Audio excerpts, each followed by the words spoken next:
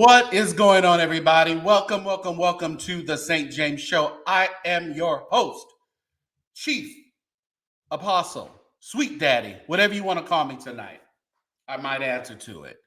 St. James, and I am bringing you the best in whatever I deem interesting.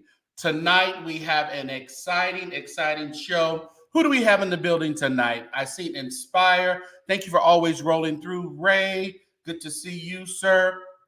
Jess is here. Yes, the Jackson 5 remix. Yes. Didn't you love that? Kathy's in the building. Felicia, appreciate each and every one of you for stopping by tonight. We're going to have a wonderful, exciting show tonight. You definitely want to stick around because you know St. James always got something up his sleeve. So you do not want to get off of the live tonight. What's up organically, Shanae? Appreciate you for joining us tonight. Please like and share right now. Take the time to do that. I appreciate you for viewing, but we want more people to view as well. So feel free to like right now, everybody, and to comment in the chat. Subscribe to the St. James Show. Share this live. Join the channel. And also remember to donate. Now you have to remember, everybody, if you are a member of the St. James Show, then you will be entered into a raffle. What is it, next week? When are we doing it? I think it's the 23rd or something, whatever it is. But you'll be eligible to win a $50 gift card, all right? So we know everybody needs a little help with the Christmas shopping. So you also will be helping out the St. James Show. Thank you so much, Crystal Comel. You like my Fendies? My Fendies. Edith, what's going on?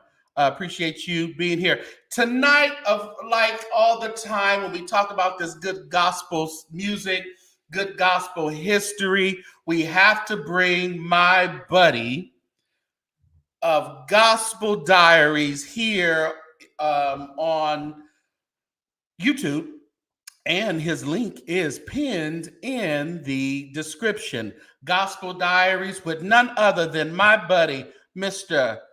Eric Maurice Clark. What's up, man?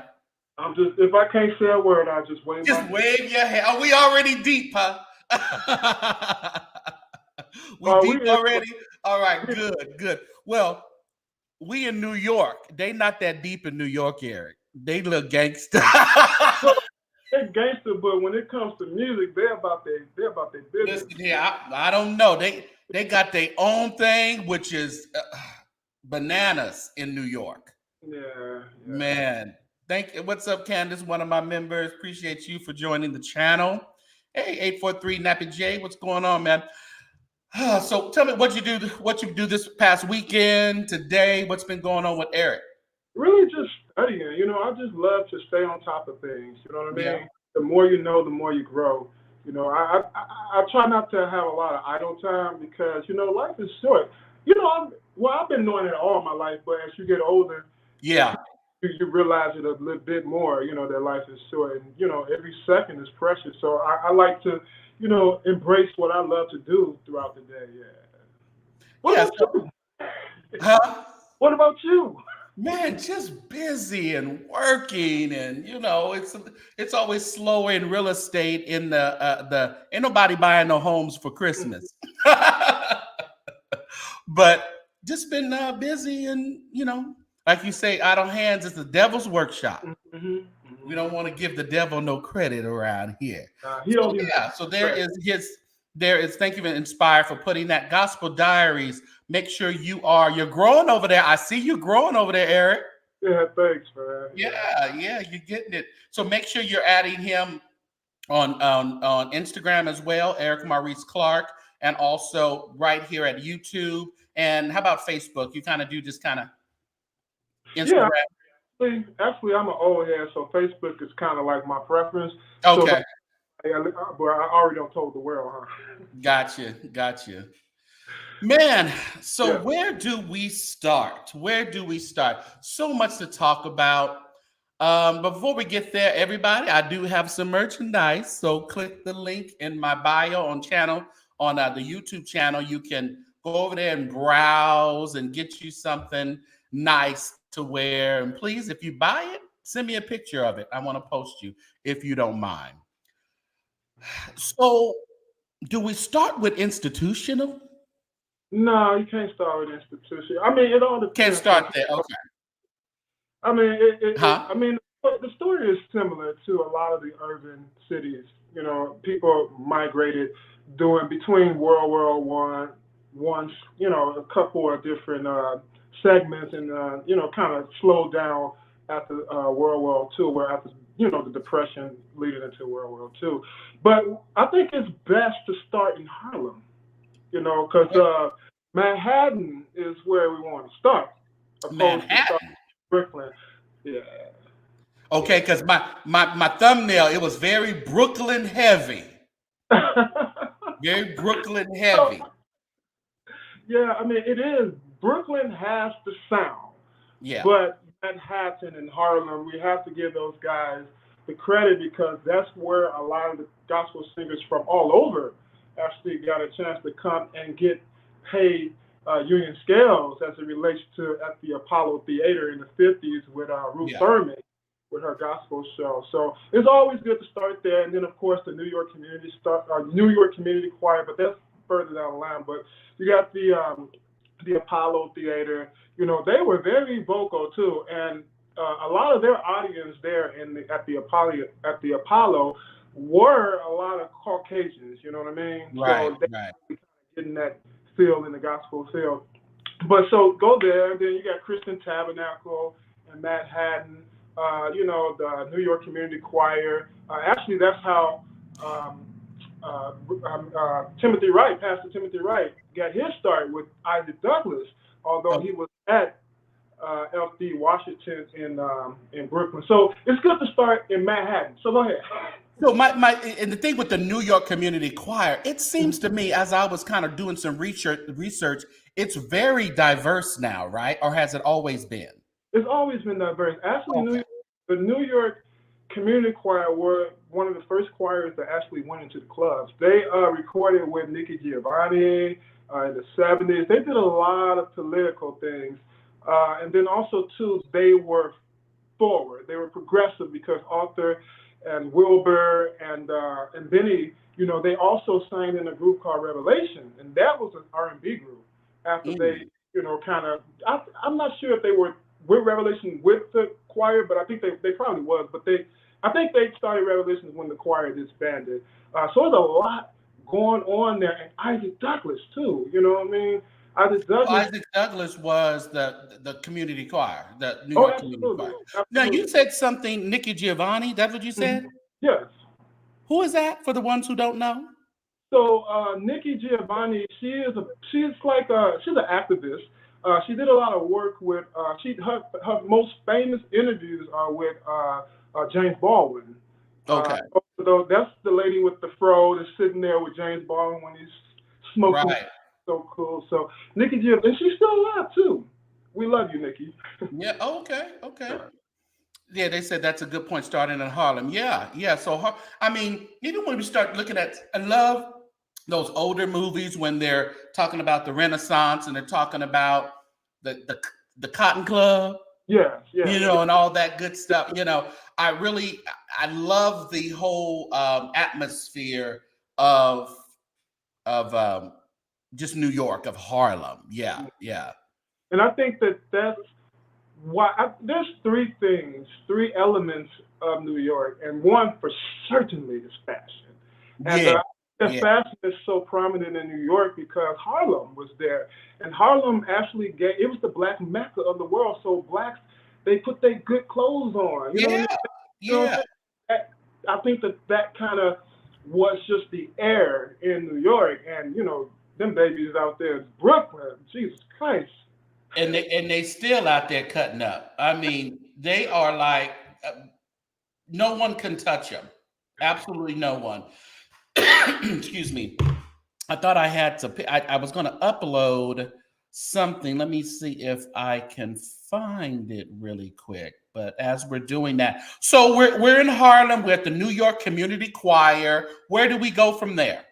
Well, I mean, I think that it's best that we spend the bulk of our time in Brooklyn. We could Yeah. probably celebrate Harlem a bit later. I think that more inquisitive, more inquiring minds are more interested in like the voices of like Timothy Wright and Hezekiah. Right, right, So let's right. kind of, I think, yeah. So if When we you go, start, when you talk gospel music, you kind of, and you talk about New York, you do go to, like a Timothy Wright, yes, yes, you know. Let's see here. And of course, shoot, Timothy, man. So he started here, huh? yeah. Well, actually, he started at a fire. I think it was St. John's Holiness Fire Baptized Holiness Church. Okay. Uh, in what was it? Sebastian, New York. I think Stuyvesant. I believe Okay. pronounced it. He started there, and then he kind of graduated into at Bishop F.D. Washington's church, which And is that, so the lady there. Matter of fact.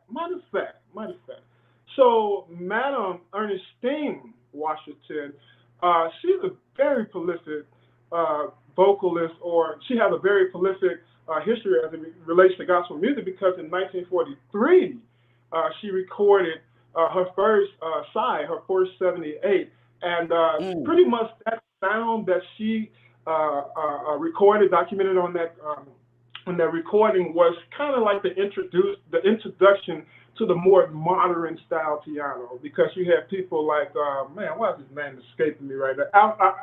Alfred Miller. He come from New Jersey, and then he went to he started playing for Bishop Washington when he was about 16 years old.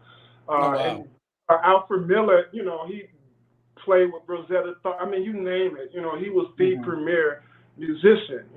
So you had all of that going on at F.D. Washington's church, and not only that, F.D. Washington, he started his church in a tent. Okay, Okay. and by 1958, about 3,000 members, and I think that the building was worth at least $300,000 in 1958. Oh wow. So he was doing, and then he built a lot of foreign relationships too. Him and R.C. Larson from the Apostolic Faith, Bishop Huey Rogers, all of it. I think Right. New Yeah. York, probably because it's such a diverse city, region. Yeah. I think that they really, really embrace foreign relationships because Bishop R.C. Lawson actually received some merits from the emperor of Ethiopia back in like 1959, and this is a black Wow. man, so. So he went on. So you said Bishop Washington, and that was Washington Temple. Yeah, Washington Temple Church of It's God. so crazy how they used to name these churches after Always, them. always, That's so crazy to me. So yeah. that's Timothy Wright back there, huh? Yeah, but that's not his first project. That's his first project Yeah. that's the first project of his. But the first project that he actually played on was in like 1971. That was a Okay. choir album. Actually, he wrote every song except one on that first album that he actually Really? had. Wow. He was just amazing. I mean, this was one of my best albums with Timothy Wright. Even though I love his stuff, but that album he did with Myrna Summers, Oh yeah, oh my goodness. yeah, Every song a hit on there. yeah. Every song. And one thing about the late Pastor Timothy Wright, he said something very profound. When he said it first, when I heard him say it first, I was kind of reluctant. I was iffy about it, but it makes sense because you have to find your niche. And Yeah. Reverend Timothy Wright, he focused on creating music for the church, for the believers. So a Yeah. lot of his music is heavy inundated with texts that can help you sustain, in this walk.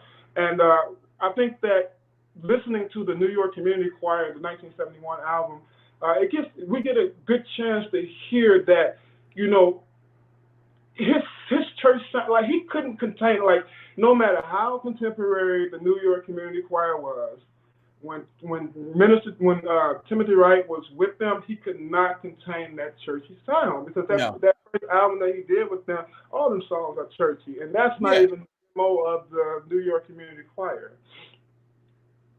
And I know his son right now is really taking on the music, and I think he has a new release out that just came out recently. So, I mean, that's a good thing. Now, Yeah. it's hard to measure up, Yeah. but it's good that he is into the music as well. And it was just, I thought it was a dream when they told me that he had been in an accident on the way was it from the convocation? From the conversation, yeah. From the Church of God in Christ convocation. He was in an accident, and it resulted in the death of his wife and co-pastor of his church. Yeah. And And please don't leave out his grandson. oh, that's right, his grandson. Pastor David's son passed away in that accident as well. Who did? His son, Pastor Wright's son, David. Oh, David. Okay. Yeah. All right. His son. Oh my. Yeah, it was AIM. Actually, yeah, it was in March. AIM. Yeah. Yeah. Wow. And then it doesn't stop there. He's paralyzed, and then after months later, he passed away. Months later, at the age of 61, he passes away. And when you imagine 61 years old, we had so much more music to come from Timothy Wright. Yeah. Oh. Yeah. And then like one thing about Timothy Wright too, again, another thing rather, he when you go to if you went to one of his concerts, he left you with a memory. You know what I mean? Like some concerts you go to, you can't remember the songs that they sung. Right. But there's always something that Reverend Timothy Wright gave at his concerts. Whether it was he was snapping on a musician. Right. Yeah, he was going to entertain you very much. Yeah. A positive memory, because even if he corrects the musician, I rather say that. Mm-hmm. I think that's good because that was him. Nobody be Timothy Wright. Now, if I'm trying to do that like him, I would be in error. It's just like when Maddie would do it. It's like no, y'all not Maddie Moss. Y'all let them do that kind of stuff. Yeah. Interesting. My. Huh. So let's see. What else did I want to say about Timothy Wright? I mean, what can you say? So much classic, so much memorable music. That's why when we were talking about how what's his name and Mark Hubbard redid his song. It's like if you're gonna redo a song, you gotta put that oomph to it that connected us to that Timothy Wright. Can't just do it what he did. You got to put something that's good. Oh my God, this is re-innovated this whole Timothy Wright sound. Yeah. So, and as you can tell too, I don't know, it must just be in the air because a lot of Brooklyn, a lot of New Yorkers, they operate in that workshop sound. Like a lot of the music is just like it's teaching material, like just redundant. But I mean, drive those messages home though, Yeah. Well, James is a bit different though, because he has a lot of lyrical presence in his and a lot of nuances and stuff. So. And 843 Nappy says they considered him Brooklyn's godfather of gospel music. Yeah, definitely. Timothy Wright was considered Brooklyn's godfather of gospel music. I mean, the godfather of gospel music. Huh? He was actually the godfather of gospel. Well, I mean, that's, can we say that? Yeah. Okay. All right. When you hear the word godfather, why do you think they call it the godfather? Well, I mean, there has to be a level of history, a level of respect, a level of genius, Mm-hmm. I mean, he has it. I can see he has it. Yeah. Inspire says she endorses that. So I can feel it. Yeah. Let's talk about Who we gonna talk about next? How about Benny Cummings? Yeah, Benny Cummings. That is a name that a lot of people do not know. They don't know. Yeah. But people, the likes of like Ricky Diller, a lot of people, that were fascinated with the King's Temple, with the King's Choir. I think the '70s really treated them well. Yeah. Like from like '76 on into the '80s, because they did a lot of concerts. They did a lot of deals with Bible Way, with Bishop Huey Rogers, You're right. Okay. and then also too, King's Temple did some work with Walter and Edward Hawkins too as well. Oh, okay. Jersey, because they stayed in that area, the Jersey, they always there, and so King Temple was there because King Temple actually wasn't in Brooklyn. No, it wasn't in the boroughs of New York, so it's like actually in Long Island or Hempstead, one of those Hempstead. I think it was Hempstead. Yeah, Hempstead. Okay. Yeah. Mm-hmm. Mm-hmm. Oh wow. Okay. And I was seeing that he did a lot of work with the Church of God in Christ. He directed at the Holy Convocations, the Mason Choir, Sage Mason Choir, and died at age 37. The whole situation, man. What was that about in 1988? So my mind can go to some places in 1988 and what was going on in regards to epidemics, but that is 37 years old.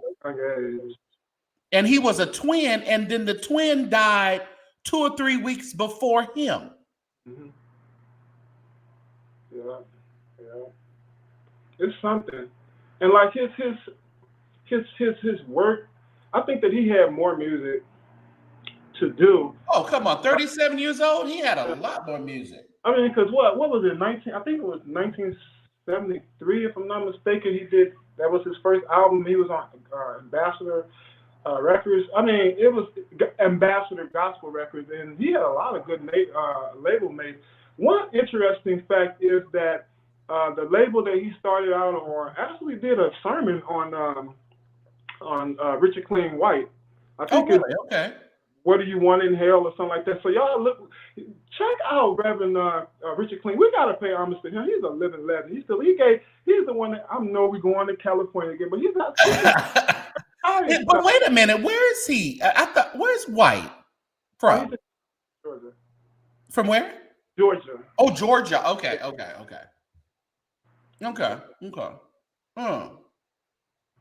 But I didn't know that Benny Cummings, all this stop by, stop by. He did a lot of songs. Signs of the Judgment. All these songs I remember from my childhood, but I didn't know that was him. Yeah.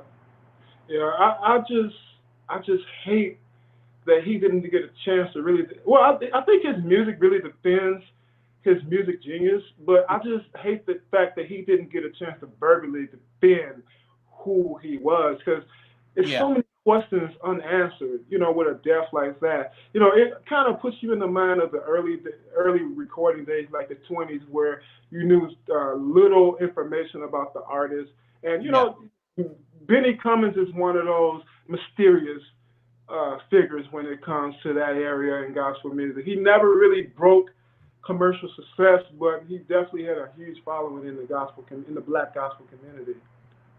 They were saying, Odell asked, didn't he sign with Andy Ford's label, Sweet Rain? No, Sweet Rain. That was Hezzy. Hezzy, the Institutional Radio Choir. So also on Sweet Rain, a lot of people don't know about it because it's, the label disbanded. But Reverend Cleveland actually did an album on that label. Really? Okay. Cleveland Kids in 1990. 91 it came out. Oh, nice. Yeah, that's a fabulous album. It was nothing but the people, the kids that was raised in the workshop. You know what I mean? And they did a album together on Sweet Rain. So man, those were the days. You can't get these kids together these days. But you know what? And we'll talk about Vincent a little bit later. But I like how, it's hard to get young people and kids back acclimated into this choir music and good church music, but New York is doing it. Yeah. And that's what I can appreciate about New York. Absolutely. Let's talk about J.C. White. What's the Bishop J.C. White story? First of all, let me put it like this. I had the honor to actually go interview him, and oh my God, like that whole situation was just fabulous because guess who drove me there? Who? Vincent actually drove, it was me and him, like he drove me Oh, there. Vincent Bohannon drove you there. Yes, we Wow. left New York, like we left early in the morning, about maybe 7, somewhere in there. And like he was on time too. Vincent was on time. We're sorry, Vincent. We just messing with you. But anyway, I was so happy, and then like. But take it back. So Bishop J.C. White Mhm. is associated with what? Institutional? Yes, and that is not Church of God in Christ. Church of God in Christ International. International, right? Right. Yeah. So J.C. White. So me and Pastor Vincent Bohannon, he's the nicest guy on this planet. We drove out there and just to see him. Oh, he looked good. It's amazing how God has reserved him. Man, Yeah. Gloria. But their story is similar to, I believe Sister Gloria was already, either Sister Gloria, one of them moved to New York, but that church started, if I'm not mistaken, in 1954 by Bishop Carl Williams. Bishop Carl Williams was a powerhouse preacher. You know, he was an authoritative figure. Like when he spoke, you listened. You know, Right. he gave a lot of nuggets, life nuggets. Like he didn't just stay in the Bible. Like he told you things that you can actually use throughout the week. You know what I mean? Not opposed to just kind of like studying in the Bible. Bishop Williams was an amazing guy. You know, if I'm not, that is Monique Walker's dad. You know what I mean? Right. Monique Hezekiah Walker's Brother wife, is ex-wife. I don't know what they're doing over there. Yeah, well, yeah, you know. But yeah. So that's that was his daughter. But the way that they kind of rose into prominence is through Bishop White, and his brother was a prolific organist too, Alfred White. But actually, believe it or not, Bishop White actually, his choir, the Institutional Radio Choir, actually sang on the first solo album of Pastor Shirley Caesar, and that was in '66. But they had recorded before then. They had recorded an album entitled "Well Done," if I'm not mistaken, like in 1962. If I'm not mistaken. That Monique's grandfather. I think. Did you say father? Yeah, that's wait. Say it again. Yeah, get it together. You know these people, these historians in the chat. These gospel music historians. Yeah. They were legend. How about that? So Institutional, and he was. What was his role at Institutional? Oh, he was he actually. Wow. Ooh, we gotta go back. You know, Charles Taylor actually was the assistant pastor. Okay. Charles Taylor. Oh God, television, all those and the Taylor singing. Oh my God, Charles Taylor. Y'all look him up. But anyway, he was a musician. Charles Taylor. Not the musician, but he was the assistant pastor, as I was thinking. And so Bishop J.C. White, you know, he just came in and, you know, did his magic with the choir, you know what I mean? And just created this mecca, this spot for a lot of the youth of the time to come and, like, you know, have church, you know, because we talking 60s, right? Right. So there was a lot of old heads, you know, so a lot of them didn't want to move and didn't want instruments in the church. If they had instruments, you had to sing this type of way. It was still going on in the 60s. So, wow. You know, Bishop White, he really, really, you know, helped that church to flourish. And he wrote the bulk of the songs that they sung? He did. He really did. Yeah. So he getting all them royalty. He just keep getting money. He should, because he's a genius to me. Huh? He should. He's a genius to me. Yeah, Yeah. yeah. And then this guy, Butch Hayward. Yeah. Yeah. He was at Institutional, right? Oh, absolutely. He came later years. Later years, yeah. Yeah, his prominency was like in the '80s on up. You know what I mean? And Yeah. he also was over the expositions. Oh my God, they had a song. I got a right to praise the Lord. I got a right to praise the I Lord. remember that one. Yeah, and they never actually recorded it, but I heard that somewhere.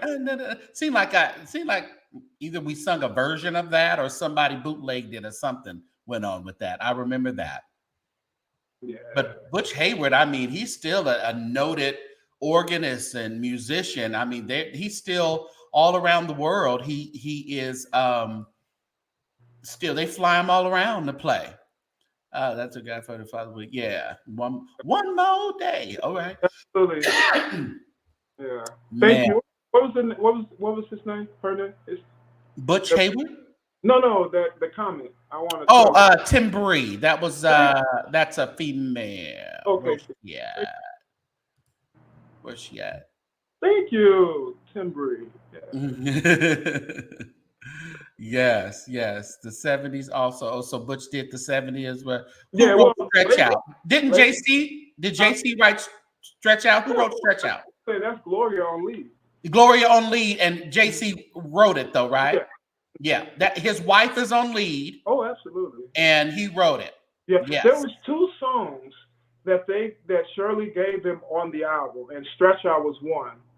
It might have was one. I think it was 2, but Stretch Out was definitely one of the songs because they actually Shirley recorded. It was on her album first.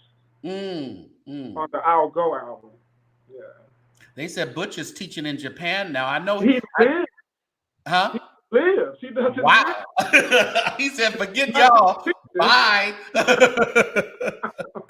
I don't blame him at all. He out of here, and I'm sure they are taking good care of him in Japan. They honored him thanks to Bishop Kevin Bond and James Hall and all of them. They honored him this year, and so we got a chance to see him. That was a good thing. Everybody, thank you for watching, but please don't forget, don't just watch. You got to like the video and the live and the comment, subscribe, share the live right now, and join the St. James Show. Subscribe to Gospel Diaries, and make sure that you're always donating to the St. James Show and also to Gospel Diaries. And there is the Cash App for Gospel Diaries for Eric Maurice Clark. Maurice is alive, so show him some love, everybody. He does a lot of great interviews and he travels a lot. You got to get to these folks, so make sure that you are supporting. If you're a lover and a supporter of gospel music, then you will support the people who are keeping gospel music in the forefront. Don't just say, "Oh, I love gospel music. It has just touched me and it changed my life." And then you sit there and not do anything about it, but just prostitute the gospel of music out. Don't do that. Don't be don't do that. Don't pimp the music out. We want to pay for services around here. Yeah. Don't you pay? You got to pay. Pay to play. Y'all heard that before, haven't you? Well, we want you to continue to support the St. James Show and support Gospel Diaries. There is Zelle for St. James as well. But you liking, your viewership is amazing as well. Thank you so very much. Let me see. Tim Bree. Let's see what Tim Bree says. Butch Hayward, Myrna Summers, Benny Cummings, Timothy Wright all were the soundtrack of Black church 70s through 90s. Yes, it really was. Yeah. And had to cough. Man, but I those were great times. We got some great music, but we just can never give up and say we'll never get back, because we have some great artists these days. Yeah, we really do. We really do. But that era there, Tim Bree, yes, yeah. And never forget, I go to my foodie channel, everybody, St. James Eats. Blow me up over there. I need some more subscribers over there, all right? St. James Eats. I just post my food and do some other things over there. So make sure you are subscribed over there. Blessings. What's up, Pastor Gary Prim he's from Eastern Long Island. So this is his stuff over here. That's his neck of the woods. His neck of the woods is there. Yes. All right. So we talked about Butch over there at Institutional. How about we talk about the bishop himself, Bishop Albert Jameson? I'll leave it just like this. You know, the tribal choir, they really recorded some good music. I don't think that they get the credit that they should. Like, although he is the president of the GMWA, the music that they put, oh God, they have some good churchy music too. Tribal, and I'm sure that's the Triborough, right? Yeah. Mass choir. Mm-hmm. Live at Bible Way. Oh, you know they had some good church if they recorded that Bible Way. See, it was people like Bishop Albert Jameson that inspired Hezekiah Walker, because he did a lot of dedication to Albert Jameson. Him, Reverend Milton, what was it? I forget Milton's last name. A few others, But yeah, he's one of the last standing there. You know, that's still out there holding up the bloodstained banner. He's heading the Gospel Music Workshop of America, which highlights gospel artists all around the world.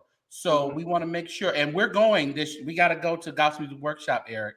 Oh yeah, absolutely. Got to go there. You got to do some interviews. We're gonna set up shop and just take over the GMWA.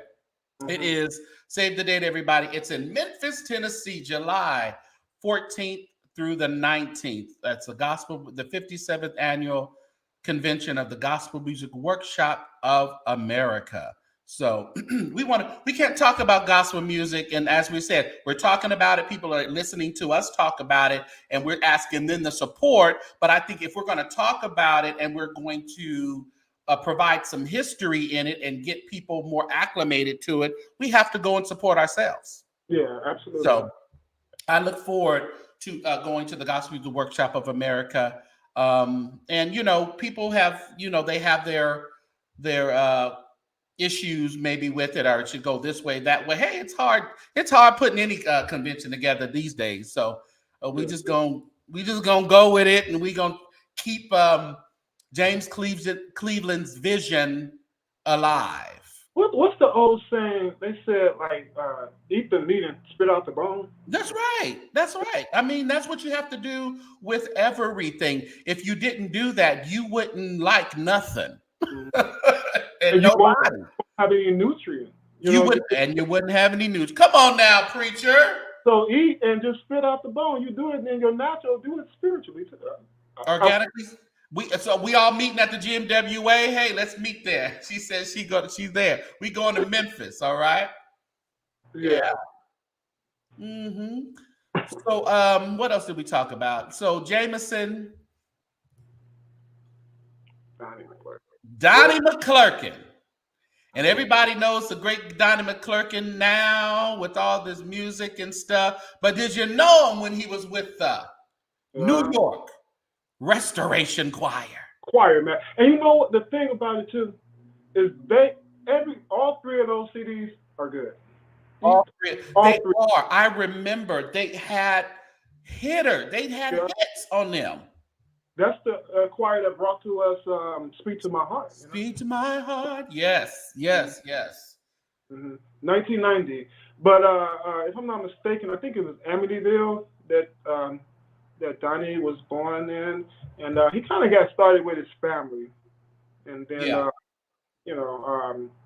that choir was his introduction to mainstream gospel, and right around 96 he signed with Warner Brothers. Mm-hmm. But actually, do you remember Ron Winans, right? Yes, of course. That's my favorite rendition. Because when Pastor Marvin Winans comes up, I think that is one of my great childhood memories. Because the first time I heard that, I think it was someone miming to it. And they had got to the part. I heard the song before, but then when Marvin came, oh man, that's when I really fell in love with Marvin Winans. I love Yeah. Tim Bree, I'm Pastor. telling my own age, I'm remembering all this. So but yeah, I mean, that connection, when he connected with them Winans, it just went, yeah. Because Ron Winans, he's another one. I know he's not in Detroit, but my God, gone too soon. Oh, I What loved his was, stuff. what was going through his head when he was doing the Family and Friends? Because that was something. Yeah, yeah. Amazing. So yeah, and Donnie McClurkin, he's one of the premier gospel artists now, and he got his start in New York and is still pastoring and singing in New York. Is he? I think he's in Staten Island now. No, I could be wrong. Somewhere. I forget where's he at, Gary Prim? Gary Prim know where he's at. Where is Donnie's church, Pastor Prim? He'll tell us in a minute. Organically says, my favorite by Donnie, that's what I believe. I love that one too. And Wait with Karen Clark. Yes. Jess 2 says his church is in Long Island. Okay. Yeah. Okay. All right. They still talking about, okay. So of course, as we said about Jameson and all this other stuff, they said, we got a correction. They said, no, he's in Freeport and Amityville. So he has two churches or what? I knew he was born in Amityville. I just don't know where his church is currently right now. I think his church is it seems like Freeport sounds familiar. Yeah.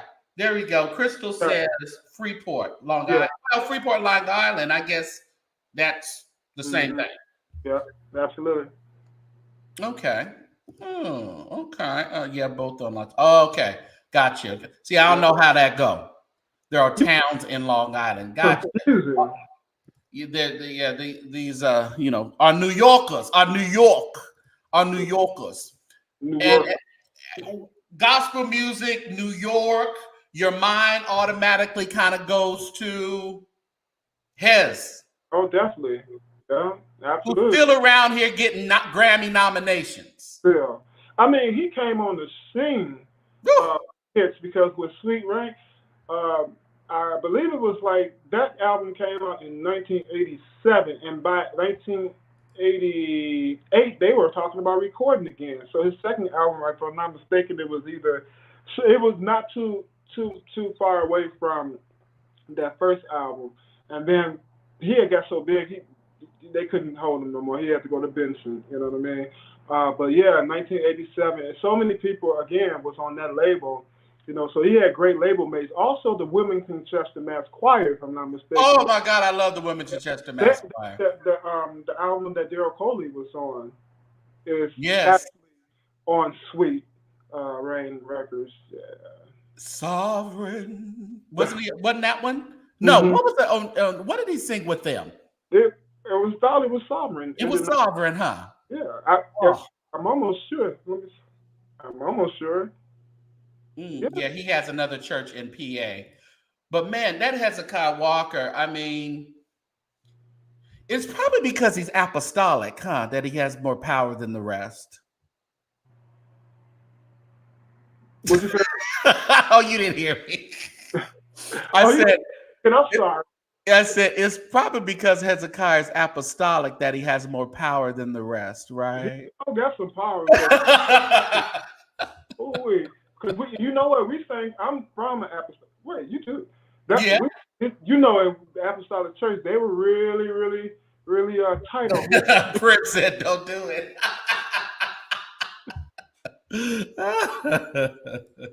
So, we actually did Hezekiah Walker's music at our church, at my church, my childhood church. Oh yeah, we did too. But even it's so funny because back in the day, I didn't know he was apostolic. Mm-hmm. I didn't. I just thought, whatever. I guess I really didn't pay attention to it, which was great because I don't really give a flying flip now of who you are. But, Yeah. I just need to feel something. I just got to feel some anointing. I got to feel something. Yeah, Ernest Davis and Wilmington Chester. Oh, I loved him. Jeffrey LaValle did a lot of work with them too. I would just want to mention that name. You can't mention New York and 70s and 80s without mentioning Jeffrey LaValle. Although he's not from New That's York, Jeffrey LaValle. Oh, I met him in London, Eric. oh, Oh, okay. I met him we went to London with Donald. Oh, I was able to, he was in a brace, so you really couldn't touch him because he had just had back surgery. Mm-hmm. And he pressed his way to London after back surgery, maybe a week or two before. And oh, it was a dream just to meet him. Yeah. I can only imagine. Curvy Brown. We've known him. Yes. Lord, do it. Lord, do it. What was that other one he used to holler? I mean, make it to that city. Which one was it? Make it to the city. Yeah. That's one voice you can never get confused with. You can't. It's so distinct. It's just like Monique. Yeah. Monique, you can hear Monique Walker and you'd be like, oh, that's Monique. Put it down, crackhead. Put it down, crack. Put. You know, you just know who she is. Hey, St. James, can we do something a little different right now? Just for about maybe 30 seconds. I want to know the audience. I want to know their favorite song by, or their favorite songs by Hezekiah Walker, because that man has released so much music. I think that it's just good to share the names of the songs, because some people may not know songs and other songs that others know, and I just think that that's a good one. I think just put it in the chat with your favorite song or something like that, because I want to know. Crystal W says her favorite song is When We Get Over There. Yes, put them in there. We want to see what y'all do. Yeah, When We Get Over There, that was Crystal's. Monique's songs were long. Yes, they were, but hey, she was the first lady, so she can sing as long as she wants at that time. What songs do I don't know. It's just so many. With Calling My Name was like his signature. If you had sinned the night before, let's put Calling My Name on. You'll get right. Since he Jess says since he came and come home. Yeah, that come home. Man, that was good. Yeah, I love Come Home, Calling My Name. And another thing, while we're looking at the songs, St. James, I think that one thing that's a benefit about Bishop Hezekiah Walker is that even the church kids that listen to his music is so addictive, or I can't think of the word, but people like it so much, that like even when they're in sin, or I don't want to say sin, but doing things that they don't feel comfortable about doing, his lyrics, Bishop lyrics, they come to you. I'm telling you, like Bishop, he has created this platform or this repertoire of music that really just goes with people in various places, and that's one thing about music too. Music, them lyrics will go with you places that a book you can't take a book. Yeah. But then on the flip side of that, you got songs like Tim Bree said, "Won't He make you clean?" And it's like a sentence or a few words, and it has so much impact. So much impact. And then I think Gary Prim said, "Christ did it all. And then Christ did it. He did it all. That was all the words. So he can have those words like, how many times do I go against your will? And you have all those verses, and then he came right back and just did Christ did it all. Yeah. That was the whole song. Yeah. And then won't he make you clean inside? That was the whole song. Oh Lord, we praise you. That was one of my favorites, Jackie. Thinking the other day. Yes. My way. Took away my frown and those things that had me bound. Man, I've sung that a million times. I was walking around the way, and now I stand before you. Nothing but praise, oh Lord. David Lewis says, it's all right. Oh. And that was DJ Rogers, but Hezekiah made that thing pop. Yeah. Just And like this you is another did. thing, since we're talking about Bishop Hezekiah Walker, I'm a Chicago native, so I got to talk about my city. Bishop came and wrecked New Directions album with This Is the Day. Ooh. Wow. Yes. Now, Bishop said he'll call the Robin to do what I wanted. He said he'll call a rock. I mean, he ad-libbed so. My God. I'm sorry. I get happy when I talk about good music. Well, get happy. That gospel music is supposed to make you get happy. If it don't make you get happy, that's just, regular rhythm and blues. I mean, which makes you get sad most of the time. No, I told myself I was on page. So. Gospel is the good news. And it's supposed to make so you. So they say. So they say. Because some of them songs they didn't write it because of the good news. Why did they write it, Eric? Well, but let people kind of come up with their own narrative there. Mm-hmm. Yeah, it was, but them Sopranos. That's what I loved about the Love Fellowship Crusade Choir. Mm-hmm. Them Sopranos, they would come in like a power. God favored me. Organically said, God favored me. Wonderful is your name. I am grateful for the things. Oh, so many hits. Actually, Bishop Hezekiah Walker, the first album, it was 2 albums. The first 2 gospel albums that I bought, well, CDs at the time, was actually Bishop Hezekiah Walker, the dance album. And it was I love that one too. Alvin Willis and the Voice Praise Alive. Those were the 2 gospel CDs that I bought, and I was so excited to buy Bishop Hezekiah. And I saw it. I am patiently waiting. Yeah, that was a hit too. Yeah. Yes. And then Carl White. Not Carl White. Carl Thomas. Have you heard that song? Hold on. I'm home. Yes, Carl Thomas's song on there is a hit. A hit. Yeah, I love that. Yes. Yeah. The modulations are always nuts with the Love Fellowship. Yes. Mm-hmm. Let's see. Oh yeah, the Toronto album. Oh Jesus. What's the one that Jesus my help? Oh, that is that one, Toronto. Yeah, when they modulate up and up and up. That song is powerful. And then he also did that live. There was a Tribute Records, Benson Records.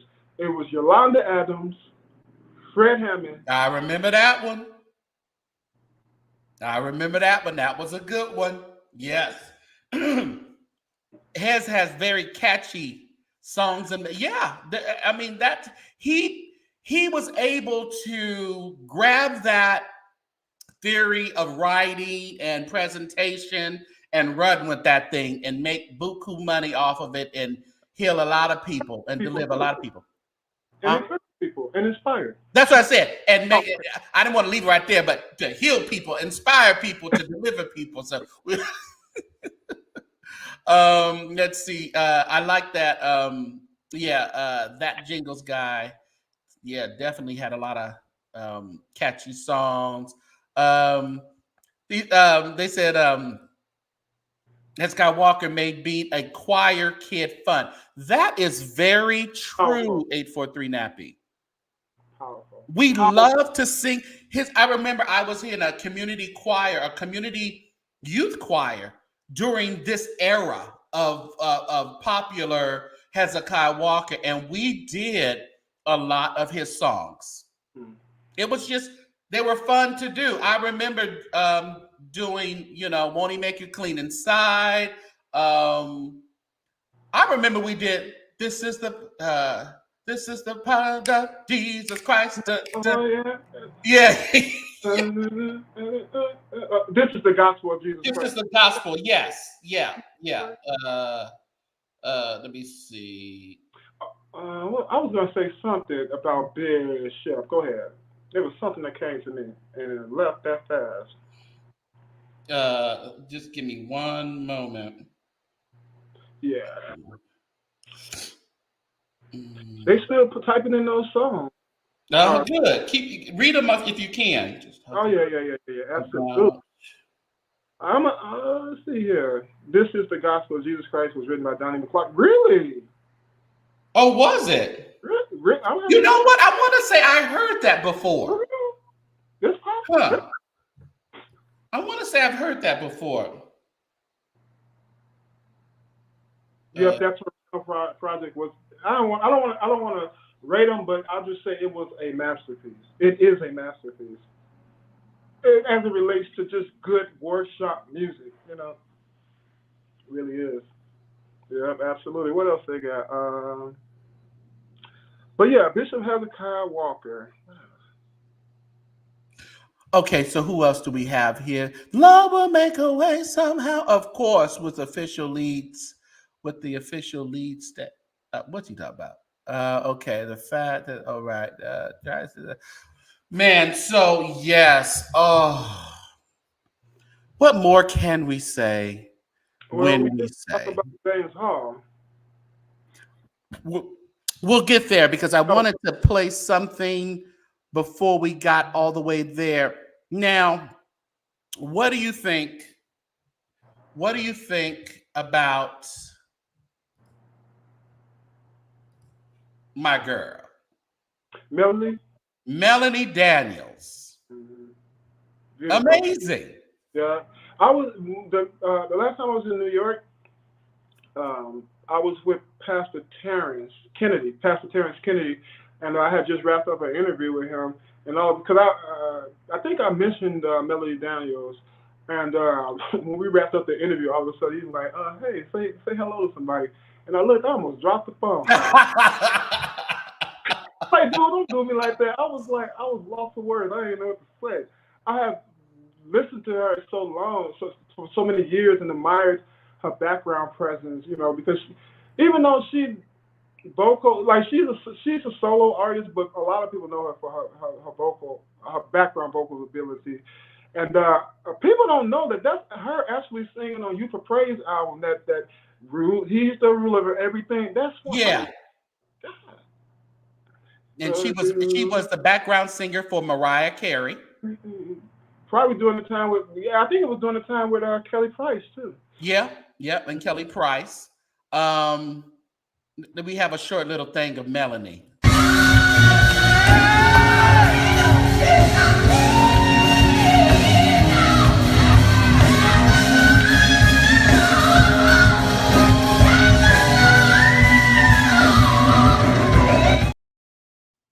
Amazing. Nothing like her.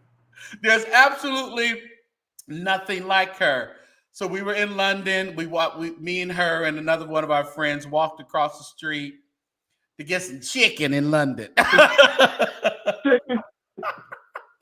we were trying to figure out, Lord, just send us somewhere with some flavor. We was all just struggling.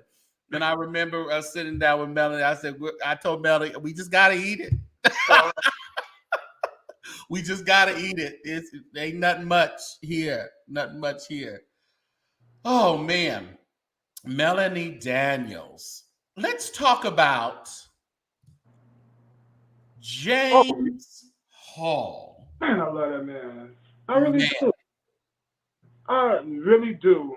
Let's just go back a little bit. So James Hall comes out of institutional church, right? Mm-hmm. Wait, yeah, if I'm not mistaken, yes. Yeah, a lot of them did. Yeah, Kevin Bond, that's what a lot of them came out of. Mm-hmm. And what was it? James Hall, he actually started the choir, if I'm not mistaken, in high school, the Brooklyn High School, if I'm not mistaken. That was around like 1987. But their first album was not released until 1991. I think his story is amazing too because, if I'm not mistaken, like he secured that contract with Inner Sound just by performing, and I think they found someone recommended him, and they did 2 albums. They did a live album too. You already know the one from Montreal. Oh yeah. I think it was King of Glory. Yeah. And the amazing thing when I listen to James Hall, James Hall is one of those that it's that music that you listen to. Mm-hmm. You don't really attempt it as a group of choir unless you can sing. Mm-hmm. Mm-hmm. This isn't for the Sunshine Band.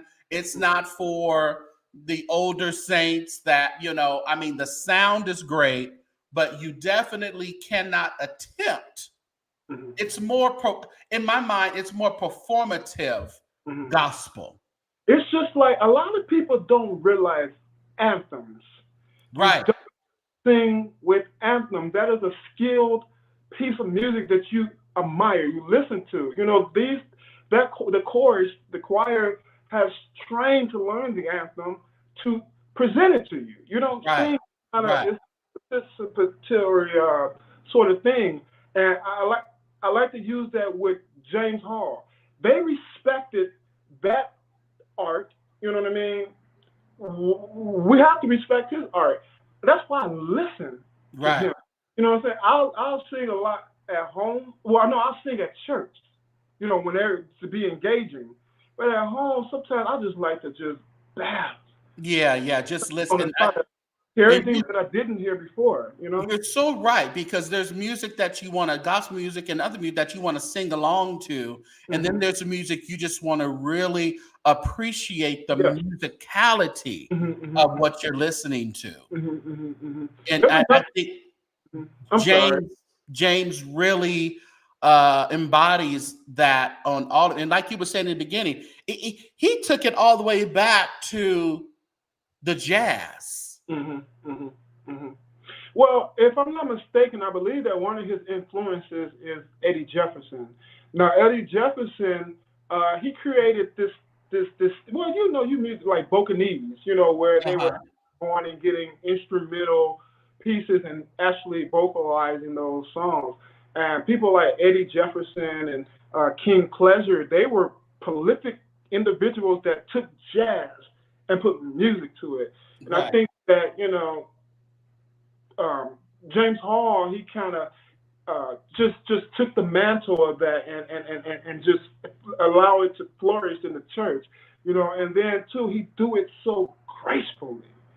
And I love it. Yes. Gracefully. Him and Melvin Crispell. Amazing duo. An amazing duo. And of course, now we get Melvin's. Oh, and what was Melvin's wife's name? Tanisha, I believe. That's how you pronounce it. Tanisha. Yeah. And she was amazing. And the album out. But we can't leave out Melvin Crispell, the father, his album. That song, Real, Jesus is real. Oh my God, that whole album is just slamming to me, And the thing about it, yes, we can't leave him out because he wrote a lot of James's hits that we love. Excuse me.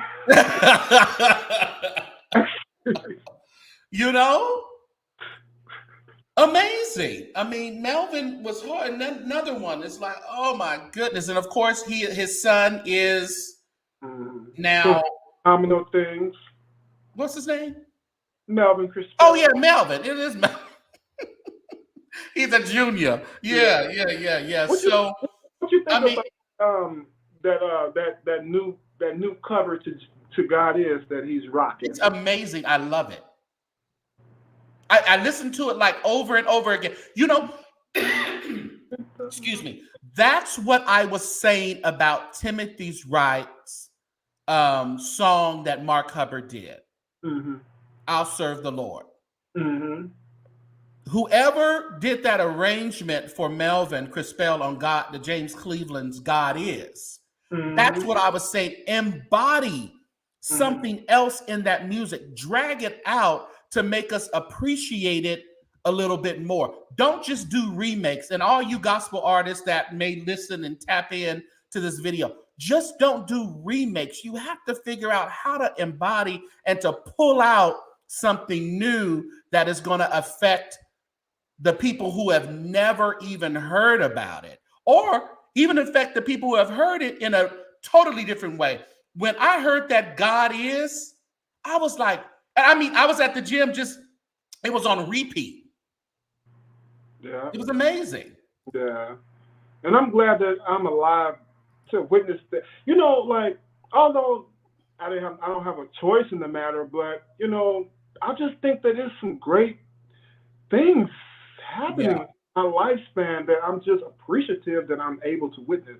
Now there are some other spans, time eras that I would like to kind of would have been a wallflower, but I'm appreciative to be alive now. I get to hear things, music like James Hall, like that. We're at war. When that album came out, that listen, they meant what they were talking. They were at war. Yeah. Yeah. That's a serious album. And Yeah. by the way, Bishop Kevin Bond is actually leading the song. He actually leads Yeah. led songs with James Hall. Well, we can't leave. We can't just say James Hall worship and praise without saying All right, Citadel. but, Because that Citadel album, what they did two of them? Did they do two? yeah, they did two of them, and I got to give a shout out to Maceo Harris. He wrote one of the songs on Light Up Citadel. It's called "Save." He's a Chicagoan. I got to shout out my people. All right. All right. Chi-Town. But that Citadel album, even that was like a non-skip album also. Like we talk about Vincent Bohannon, no skips. That Citadel album, especially that first one, what was that one song we used to do? We just tore all the time. The fast one you talking about, right? Yeah, yeah. They said they were heavily influenced by Butch Hayward. Yeah, yeah. So, won't it be wonderful? Oh, well, that one, but that was on the second album, right? Okay. Which one are you talking about then? I was talking about the first one. Oh man, I hate when what was that? I think it was like the first song on that the Citadel of Praise. Hold on. Let me I need to do something real quick. Are you on? Hold please, y'all.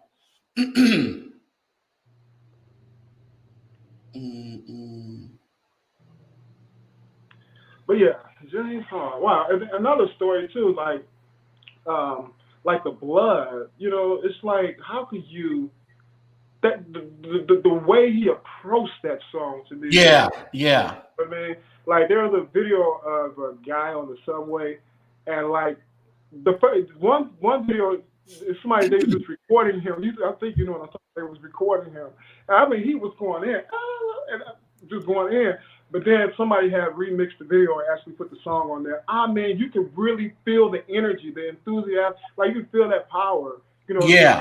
He did a great job with capitalizing or making sure that he reserved, the sacredity or the sacred elements in that song, because that is a powerful song.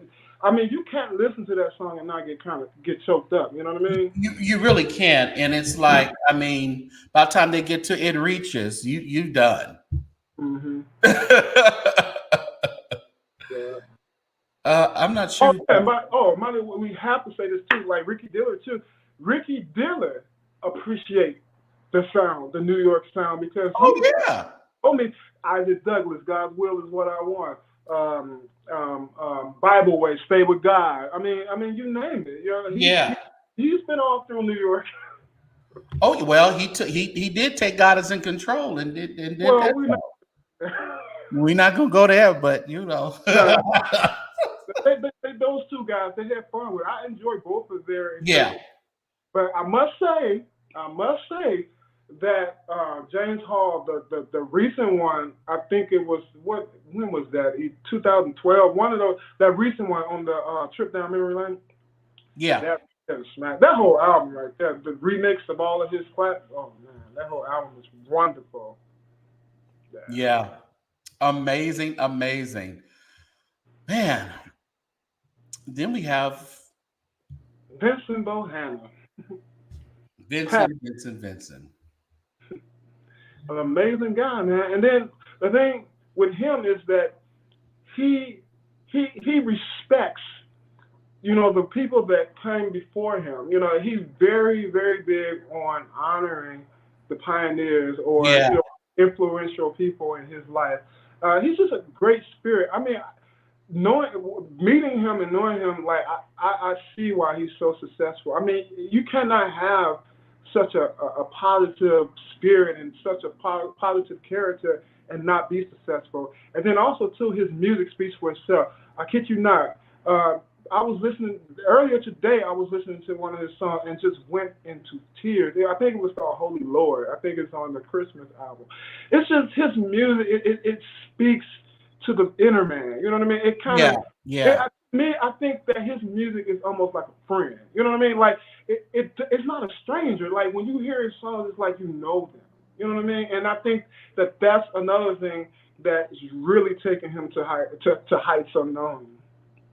And it's like, you know, he had such a wonderful mother. He has such Hmm. a wonderful lineage. I mean, he comes out of institution, and it's like you don't want to say, "Oh my God, he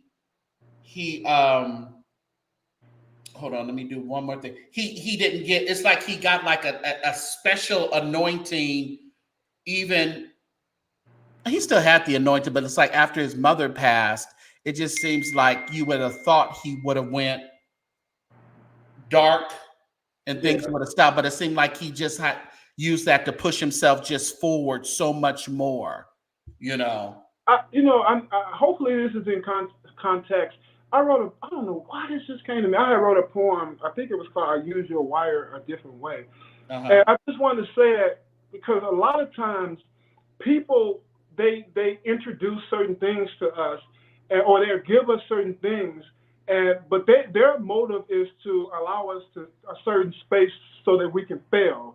But you Right. know, I like to say that I use the wire a different way. I'll say that Pastor Vincent Bohannon, he used the wire, you know what I mean, a different way. Like he didn't use it to be big headed. You know what I'm saying? He didn't use it to uh to crumble someone else's legacy. You know what I mean? Like he Right. Right. the platform and all of his connections well, and you know, and it's just amazing to see an African American brother, young brother, just flourishing, you know, in a Christian field, you know. And Yeah, he do carry. Yep. yeah, he carries that sound, Yeah. and that, like Tim Breeze said, that baton, that mantle passed. And Justice Vince is one of the only millennial gospel artists I like, and he gets that because I really think that has to do with the group that he has. That group he has are just Brooklyn, Harlem, New York, you know, just regular young people. Hmm.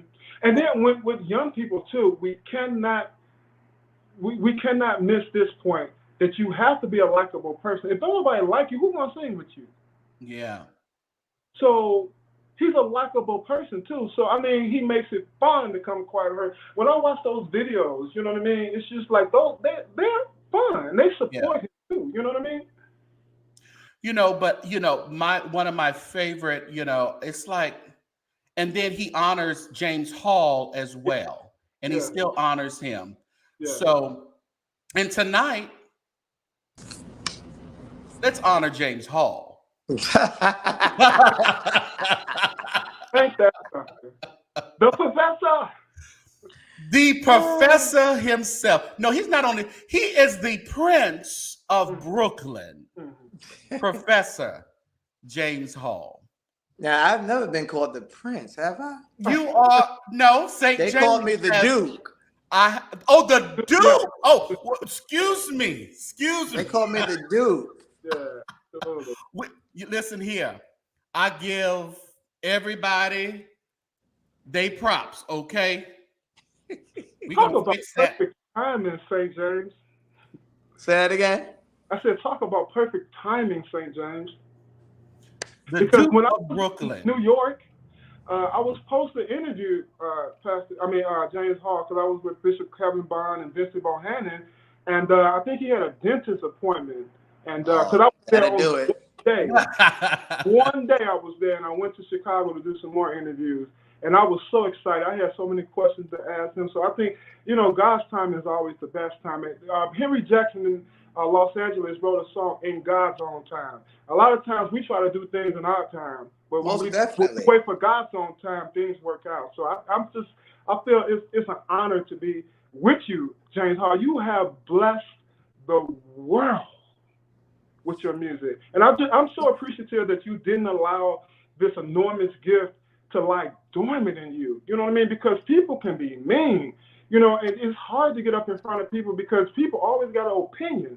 But for you to have been going since '87, pumping out all this, don't make me cry. Thank you.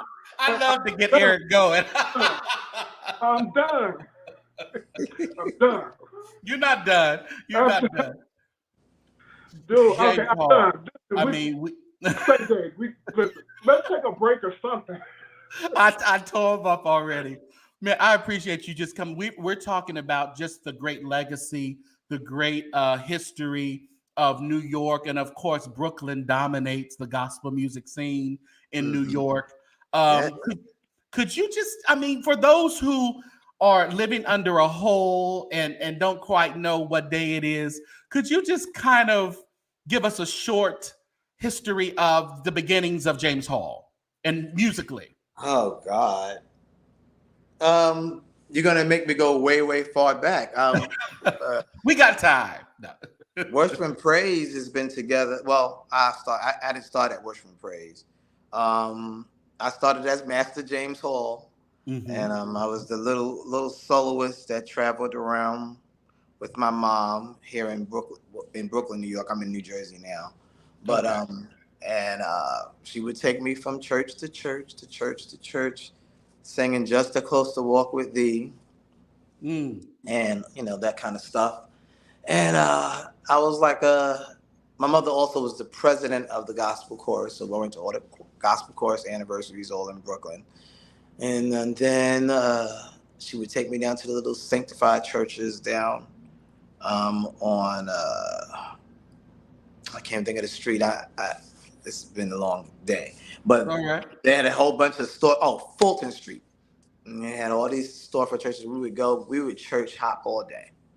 My mom passed when I was 12, and I was well into my classical training, and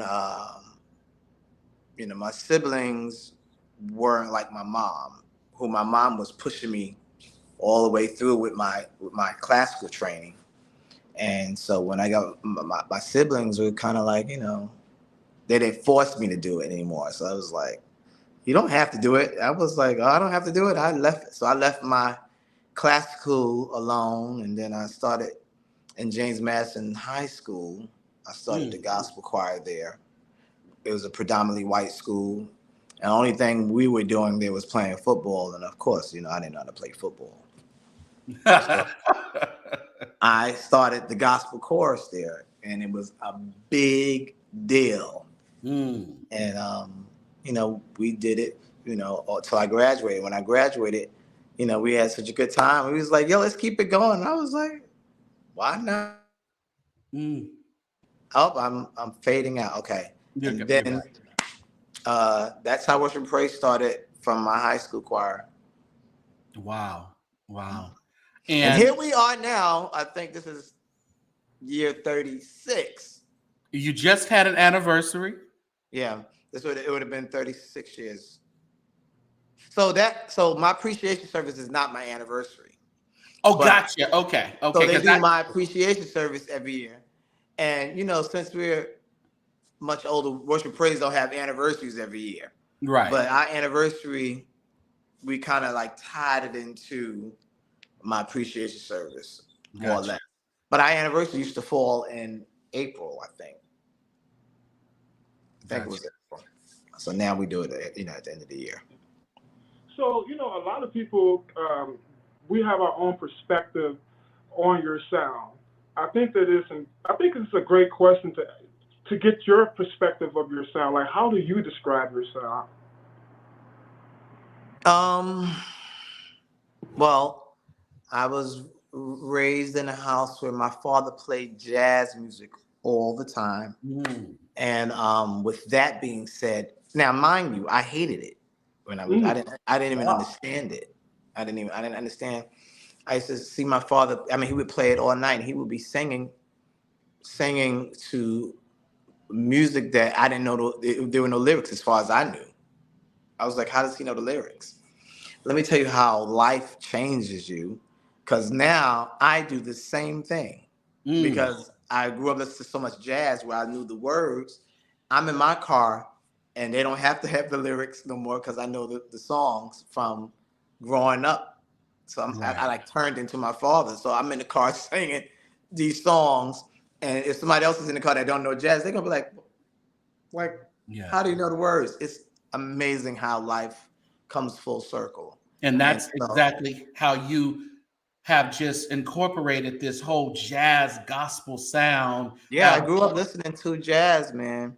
My father was a jazz organist, and I didn't understand his playing because it wasn't what I was used to hearing in church. So he used to be getting on the organ, and I used to be going, my dad is horrible. What was your name? What was your father's Excuse me? What was your father's name? James. So you I'm a junior. okay. I don't use it, so don't use it. Don't start using it, huh? Don't push it. Don't start. Yeah. Now, so when you recorded the album in '93, at that time was you used to like training your choir with this like this jazzy sound?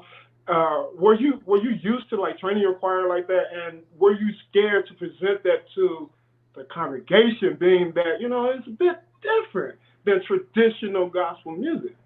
I wouldn't say I was ever scared. Okay. So the worship and praise really came about because I started the gospel course in school, and when we were graduating, my friends were like, "What are we going to do now?" And I was like, "Well, let's keep it going." So we might have met like once or twice as the school choir, and I was like, of course, those people fell off because they were not church kids, but the church kids, we stayed together, and then we started like taking little gigs, and I don't really remember when did we come up with James Hall Worship and Praise. I think we just came up with that after. Well, it wasn't James Hall. It was just Worship and Praise in the beginning. Wow. But then, like my assistant director, he, fell out. It was kids. So we were kids. So they were like, after we did like a few rehearsals, they was like, yeah, I'm good with this, But I have my true blues that stayed. There's a young lady named Marlene Lee. She was like, we used to hang out all day. We used to go out and eat every day. She is like she's still in Worship and Praise. So she's like my original singer for Worship and Praise, from that day. Because she was also in my high school. Wow. The industry and people deem you and Worship and Praise as the vibrato capital of gospel music. Where did that whole vibrato sound come from? Well, it's really hard to say because honestly, I think I had a heavy vibrato when I would teach. So what happened is how I teach was how they sing. Gotcha. Okay. So that's but then we were kind of like ridiculed a little bit when we started like. Okay. We were ridiculed for how we and all that stuff, and how my music was too jazzy and and all those things. But guess what? Everybody started copying it, and then that happened. At one time, you told me, as I can remember, you said all these little James Halls are running around New York. Yeah, it was. They talked about it. They talked about us, and they talked about, and then we wanted to do It was a fashion thing. We made a fashion statement. Yeah, we definitely did that. We and we still do that. Yeah. They look amazing at your appreciation. I just got to tell you, they held. And this is probably like, I don't know what generation this is, right? But because we have several. Now I have some people in the choir that are still from Generation 1, like Trinice. Everybody knows Trinice. Trinice is from Generation 1, and maybe it's like 3 others, but they weren't at my thing this year. But like, yeah, we've been doing this a long time. But now, and then they talked about us. It Well, was like, yeah, where were they going? Where they going dressed like right. that? Why Why they did have women all got that on? You're not supposed to sing in hats. right? All that Why do kind of women got stuff. hats on the pulpit in the choir? Yeah, That's right. You're not supposed to do that. Now, go like this. They You just see it everywhere. I mean, that's who you are, though. You're the innovator. You're the creator of it. I take it as a compliment. Yes, I take it as a compliment. yes. I don't take it like, oh no, because at the end of the day, and this is not to be shady or anything, no one will ever outdo the person that created it. That is correct, regardless of how you do it. Yeah, how you do it is you'll find when you like. I've watched people and I'll be like, wow, where they get that from? Then they'll say, oh, my mentor was so and so, and I'll be like, okay, and then I go look. I say, oh, there it is. I see it. Yeah, you can see it. Yeah, amazing. And I'm grateful. I'm honored when I see people doing what we do. I'm like, wow, look at this all the way over here. We all the way over here in this city, and this is what they're doing. You know. I remember when I first saw a choir dressing up like worship and praise, and I'm like, oh, yeah. Y'all were just talking about that, but yeah, they talked about us when we came. They said, oh, they up there singing in hats because that was a no. That was a no. You couldn't sing in hats and stuff. Right. But, ooh, man, amazing. It didn't stop us from getting engagements. And now we go play. Let me tell you something. When they say James Hall is coming to a city, it's like they be like, oh. We gotta get our outfits. They gotta dress up. Yeah, you don't just walk in there. We gotta get dressed up. I went to what city was that? They had James Hall Day. They wanted me to come. I was looking around. I said, "Wow!" And it was like somewhere in Mississippi, and they were dressed all the way up. And you know they don't do that in Mississippi. In Mississippi. That's why I had to tell y'all. Mississippi were doing this. Wow. And I mean, they did it very well. I was like, they was coming out. I was like, oh, wait a minute. They must have got some of these outfits from New York. Yeah. They called the people in from New York to help them. Because they look great. I mean, but I'm just saying, these are things that I was ridiculed for in the beginning. Because it was so similar to Thomas Dorsey. Yeah. Huh? Of gospel music. Oh yeah. So similar. They talk about it repeats itself. Yeah, it really does. They said they up there singing in them hats. They wearing those outfits. Now it's all over. Everybody's doing it. What do you think about the Jacqueline asked the question earlier that's in the chat. What do you think about the state of gospel music? Now I know it's kind of a cliche type of question, but I really want to get your opinion. What do you think where gospel music is now? Even let's just say New York gospel music. What do you think?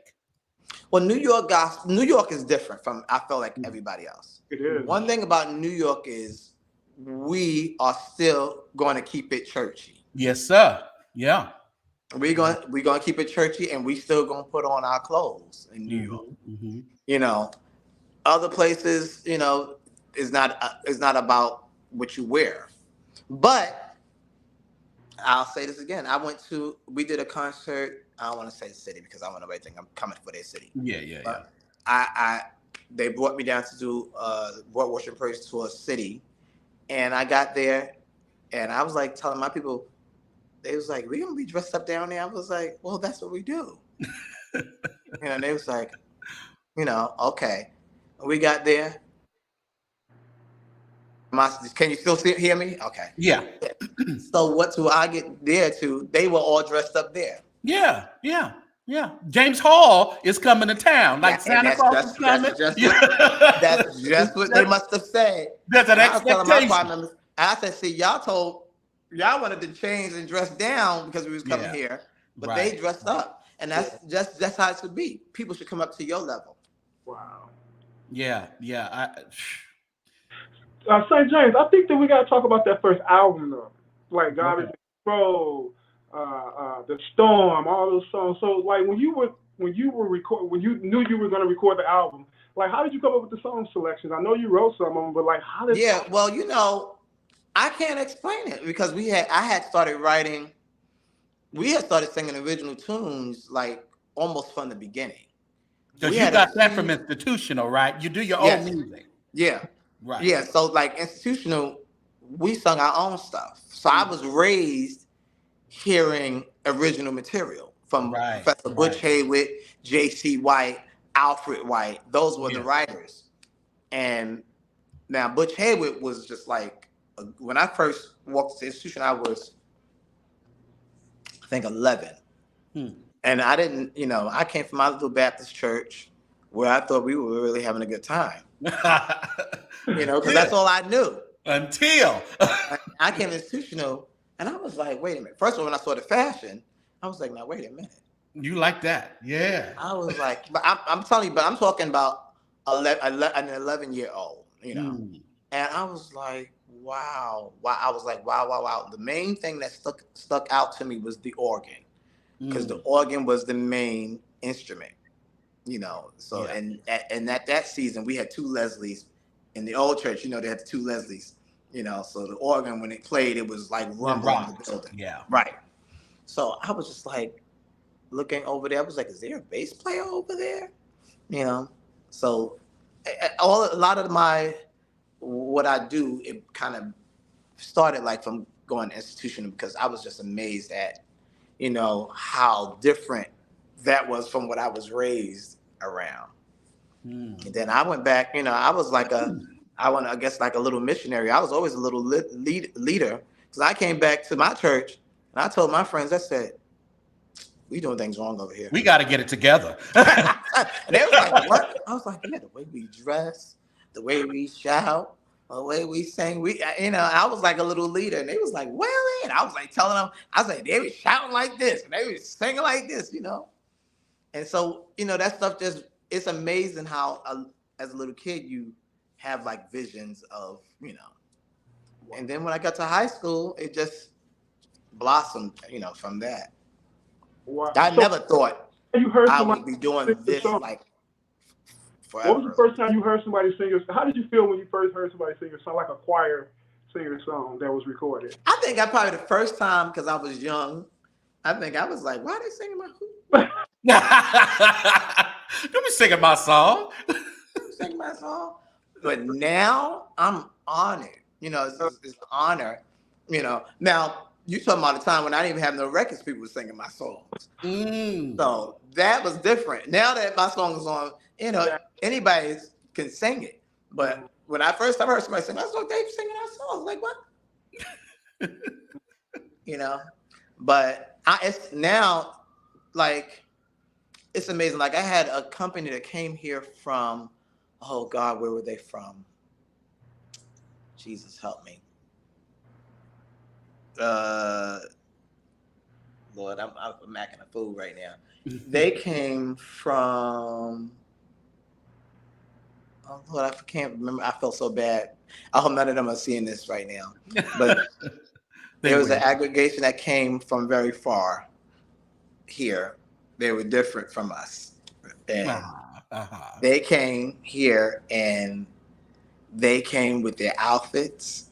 And they said they wanted to do it was like I was like they like set it up that we're coming and we're doing a workshop with you, and that's just that. I was like, oh wow, but they didn't look like us. They were different. And so it was an honor. It was an honor to me. They came very far, and they was like, we want to do a workshop with you. And I was like, let's do it. They came to Citadel. We did it at Citadel, and I brought them out here to New Jersey and did a workshop with them at New Hope. And then we had a concert in the whole nine. And it was like, next year you come there to us. Could you imagine all of this in high school, like with that group that you had in high school? Could you imagine that gospel music was this vast, like around the world? Like, did you? No. I didn't see that far. It wasn't. I think I started seeing how it was getting bigger, like by my anniversaries. Cause Oh. my first anniversary, if I pull that tape, you'd be like, no, that ain't y'all. And it was for us, it was a pretty big church. Yeah. And it was filled up. Mm. It was filled up. So that was, like our first anniversary. And then, the next anniversary, if every year got bigger and bigger. And then the year that I did God is in Control. Who wrote that song? James Hall. James, you wrote that song? James Hall. And let me tell you something. I tell everybody the same testimony. When I wrote that song, we were coming home from church, me and my friends, and they would come over my house after service, and we were sitting. They're like, I'd be like, I wrote a song. I want y'all to hear it. And I, sung, God is Control to them, and they fell out laughing. They was like, James, you gotta be kidding me. This song is so dumb. This song is so silly. I said, They was like, what are we just gonna keep saying God is Control over and over? I was like, yeah. They was like, man, it's not gonna work. It's not gonna work. Mm. And I was discouraged when they left, but I said, I'm gonna do this for our first anniversary.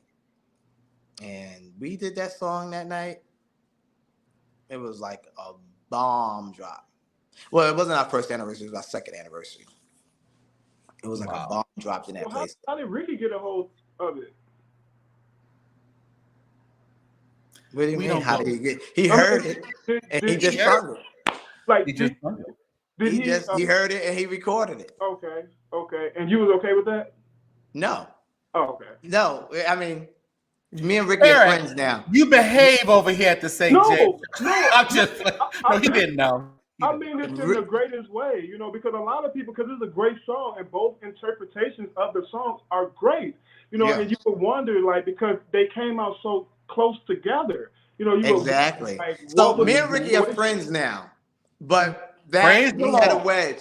We had a wedge there because he called and he was like, James, I want to do your song tonight. God is calling. And I was like, well, you could do it. I said, but don't record it because I said, mine is still out. And he was like, he said, well, you still get, Ricky was crazy. Ricky was like, you going to still get the money? You going to still get the money? I was like, no, I don't want two of them out there. Right. And he did it anyway. Wow. And I was mad at Ricky for a little while. Wow. Never knew that. I didn't even know it was, I just, just heard both songs. I never that was quite the talk of the gospel music industry. Yeah, it was really big. But you know what? I'm so glad that we were both saved and we were able to. I'll never forget because I was younger and I didn't have the same faith I had now. So I was a piece of work, and we as God let us come do a concert together in California. They brought Worship and Praise and Ricky did it to California. And I was not happy about being on the program with Ricky because I was still mad at Ricky. Wow. But Ricky was the bigger man. He got up on that stage that night and apologized to me for the whole thing. And we squashed it. Wow. Well, thank you so much for that song. That song is a blessing to so many people, man. Yeah, God did that. I mean, like I said, my friends laughed at it. I was telling them how it's gonna go. They was like, "This song is stupid." I was like saying God is in control. They said we're gonna just keep saying God is in control like that. I was like, yeah.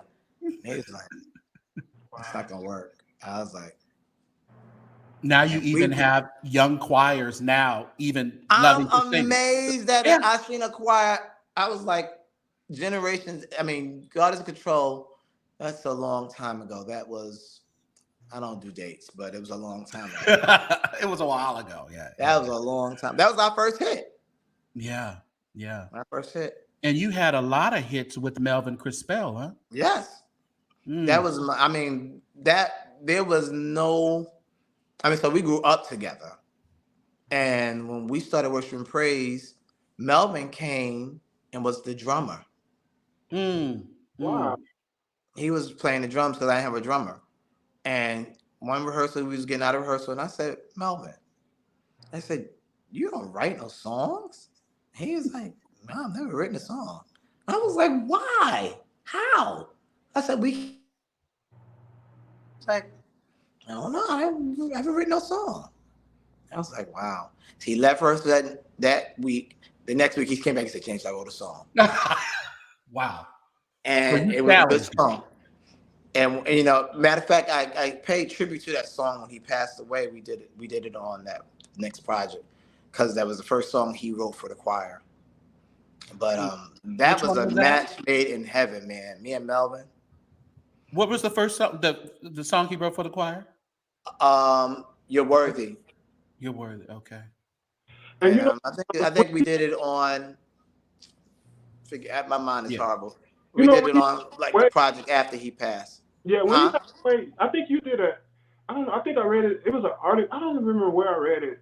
I think you did an interview, and I liked your thinking. Like, you worked with him for so many years, but you knew that it wasn't the end of your assignment. So you had to get past all of the hurt. Well, not get past it, but you had to work through the hurt. You know, and that's when you had did that. What was it? The Jesus is Lord, Jesus is King. That King. Yeah, right. Mm-hmm. So now I didn't write that song. Okay. A friend of mine wrote that song for me, and he sent it to me, and I was like, "This is not me. This is not something I would do." And he was like, just pray on it, listen to it. And I was like, his name is Zeke. I was like, "Zeke, it's just stop me." And then I started sending it around to my friends. I was like, "What y'all think about this?" They was like, "Yeah, that ain't you. That ain't you." And I was like, and so I sent it to Troy. I think that was when Troy was with me. I said, "Troy, what do you think about it?" He's like, it's doable. He was the only one that kind of like agreed with it. And I was like, "Well, let's see." And that was totally different for me. It's really weird because the first time I heard that, I was just like, I love this song. And then Sean Tillery comes in on it, and I'm like, yes, this is amazing. Yeah. Absolutely. That was like, it was like a fluke because when it was sent to me, I was going, and so the other thing with that is I was never one for taking submissions for songs. But this young guy, he took a chance with me and was like, "Send me a song." I was like, I don't really accept song submissions, but it was like I let really a popular person. I'm not gonna say their name on here, but I let them hear it. They was like, "Nah, man, don't do it. That ain't you." And I was like, "I know, right?" And I was gonna trash it because they said that, but then I let some other friends. They said, "It's a challenge." They said, "Try it." And we have to be kind of cognizant of that because we're so used to hearing something from it's like when we hear Karen Clark, we want to hear her voice in a certain type of song. That's right. That's so right. If it goes awry, we're going, "Oh, that's not it." But we have to really step out of that and say, "No, let me go ahead and try this." And I'm glad you did that. That's true. Yeah, I'm glad I did it too. And it made me think, for the future, how I handle stuff. But when even when I was teaching it to the choir, they was looking at me like, wow. But that thing came together and was like a hit. Yeah, I'm glad that we're getting the chance to hear different sides of you because, like, the cover, that single, did the album come out yet? No.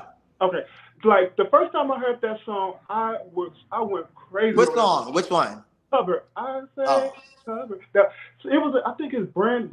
Some choir I heard singing. They had Jam for the Lamb on that song. Then all of a sudden, you got a single coming out. You doing a cover. I'm like, oh my god. You know what I mean? And then I just like the way that you put your own spin to it because that's not the way I heard it. Oh yeah, definitely not. And so I think that it's great that we're getting the chance to see how. Yeah, if anybody, send me music, actually I just started maybe whenever I did my last project, I had never taken music from anybody but me and Melvin or Butch Haywood. That was that's my foundation. So I never took song. What they talk about, the mystery of godliness. Somebody's talking about that down there. Yeah, that's amazing. Yeah. That song like takes you to another level. That's what I'm saying. It's that James Hall stuff that. And I don't know what I was thinking when I can't even explain, because that song took weeks to put together. It took weeks. It was like God had given me a project, but He wouldn't give it to me like I didn't get that song all in one night. I got one part, and I came and taught that part to the choir, and they was like, "What's the rest?" I was like, "Y'all find out next week. I don't know what the next is," and that's just how it went. The hymn medley. That I didn't give them the hymn medley all at once. But that hymn medley is wonder. It's a masterpiece. I love it.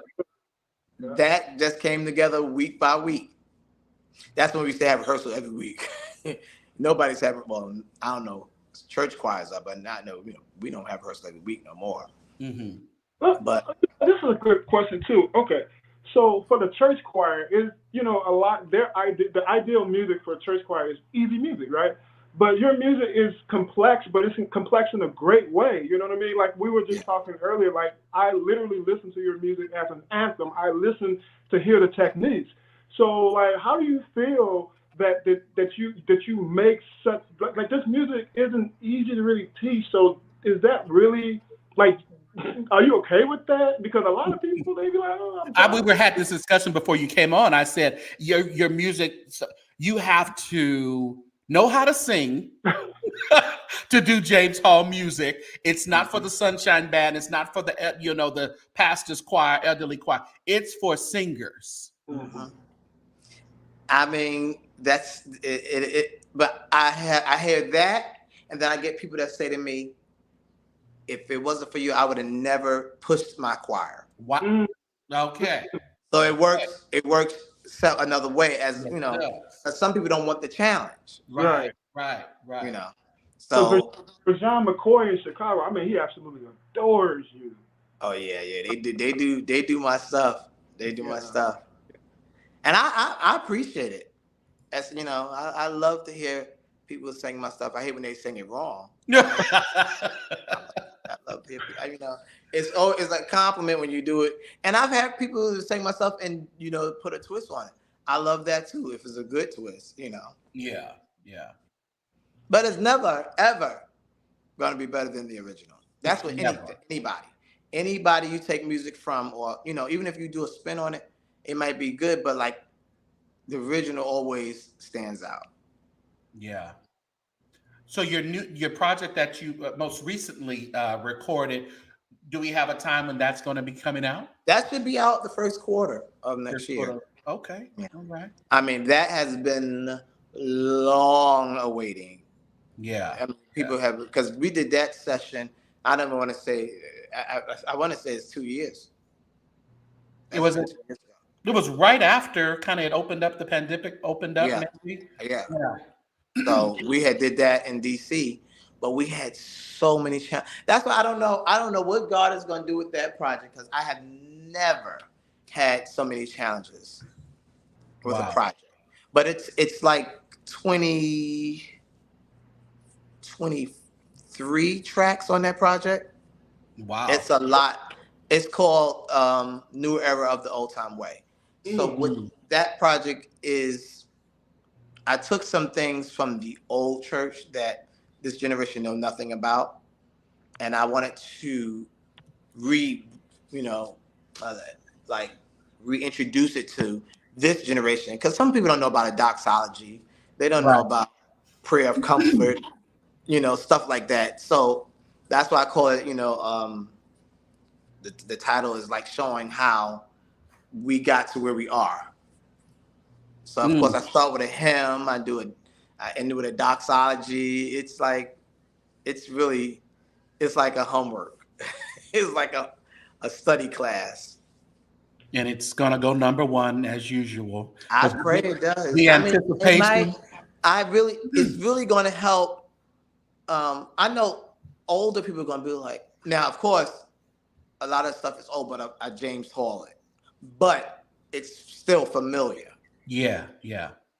So I know, like, I let like some of my older friends, my seasoned friends, hear some of the stuff they were working. They was like, "Oh no, you didn't." They was like, "Oh, I haven't heard that since I was in the, this church or whatever." And I was like, "Yeah, I wanted to introduce that to this generation that don't know anything about, hymn of comfort. And Tell me something. You have been. Are you the minister of music, or are you just playing a musician's role at the church that you're at in New? Is it New Hope?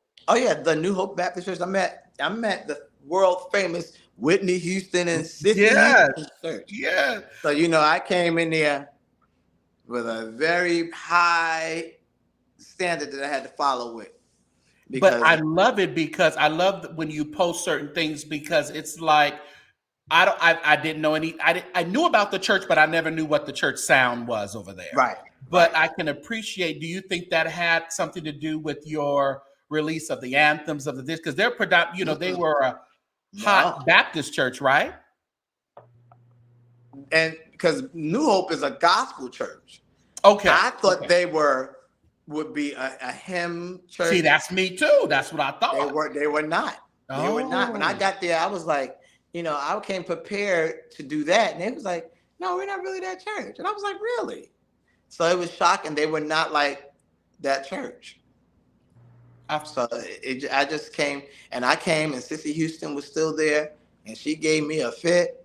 But did she give you a fit? Come on, what's she say? She gave me a fit. But let me tell you something.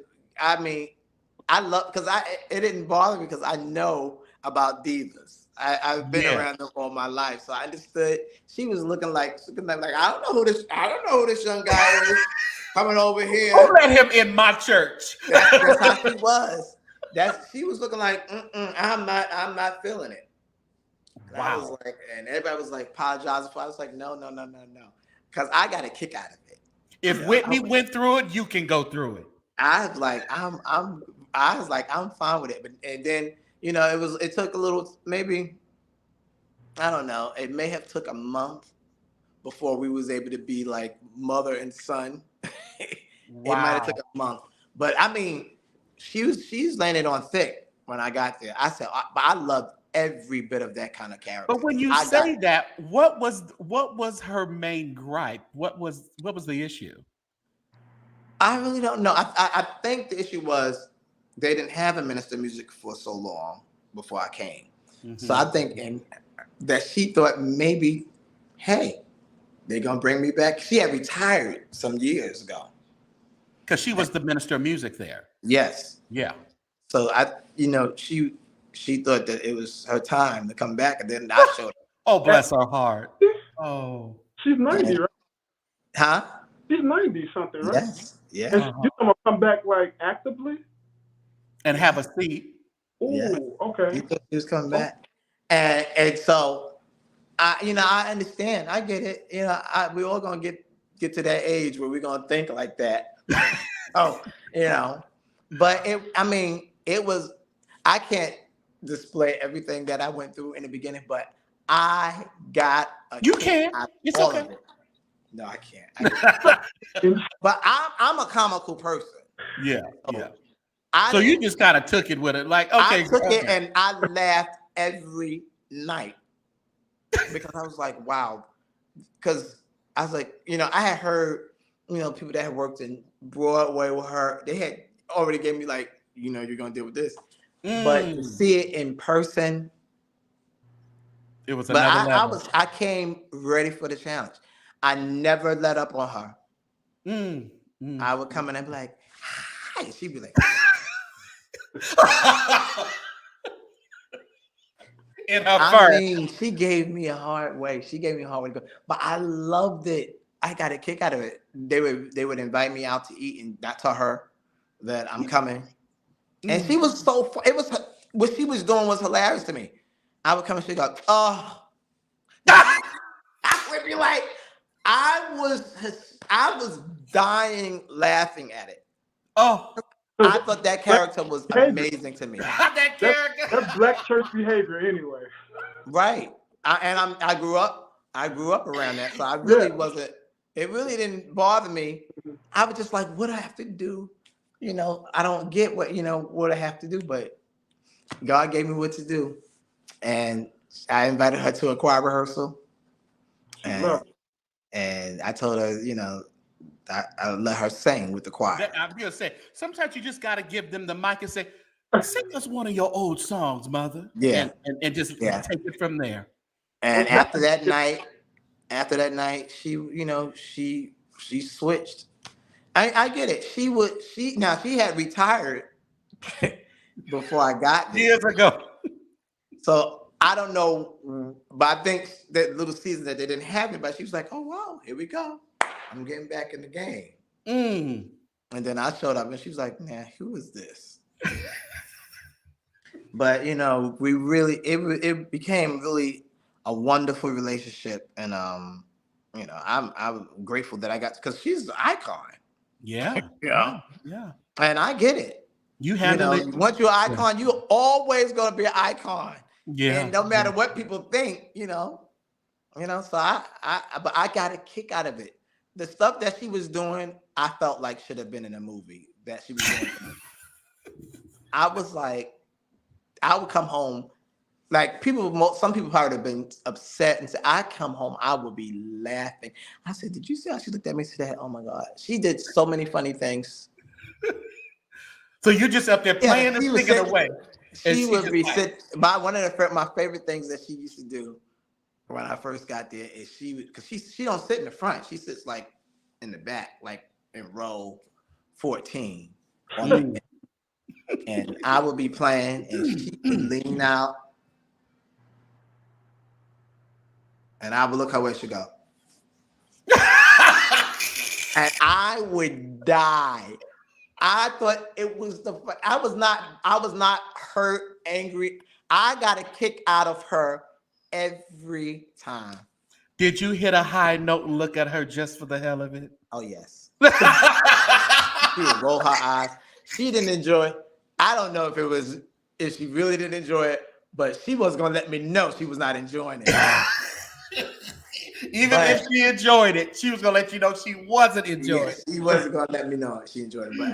But my pastor, my boss was like, maybe you just need to, invite her to come out to rehearsal. I said, I don't have a problem with that. Yes. And that's it. That was it. Wow. I felt like she had got faded out, and it was never that. Her season had, It had just passed, and a lot of them. It's when you think about that, I mean, no more Whitney, no more. She doesn't have that stage that she was used to for so long, and we have another person with all this talent. And they're generally very upset when they know the person is gifted and talented and anointed. Absolutely. Yeah. So they. I understand. And you got to understand, this was my first time actually meeting her when I got here. So it was like I was expecting a warm welcome. No, it was quite cold. Quite cold. But you know what? I grew up in the institutional Church of God in Christ. There were several Sister Houstons there. And that's what I told my boss, my pastor. I told him, I said, he used to be after it was over, he'd be like, I was like, nah. I said, I'm used to this. Yeah. My church, we had, our soloists were stars. Right. They would come out the choir stand and take off those robes and put on their outfits to go get dressed up to go home. That's what I came up on.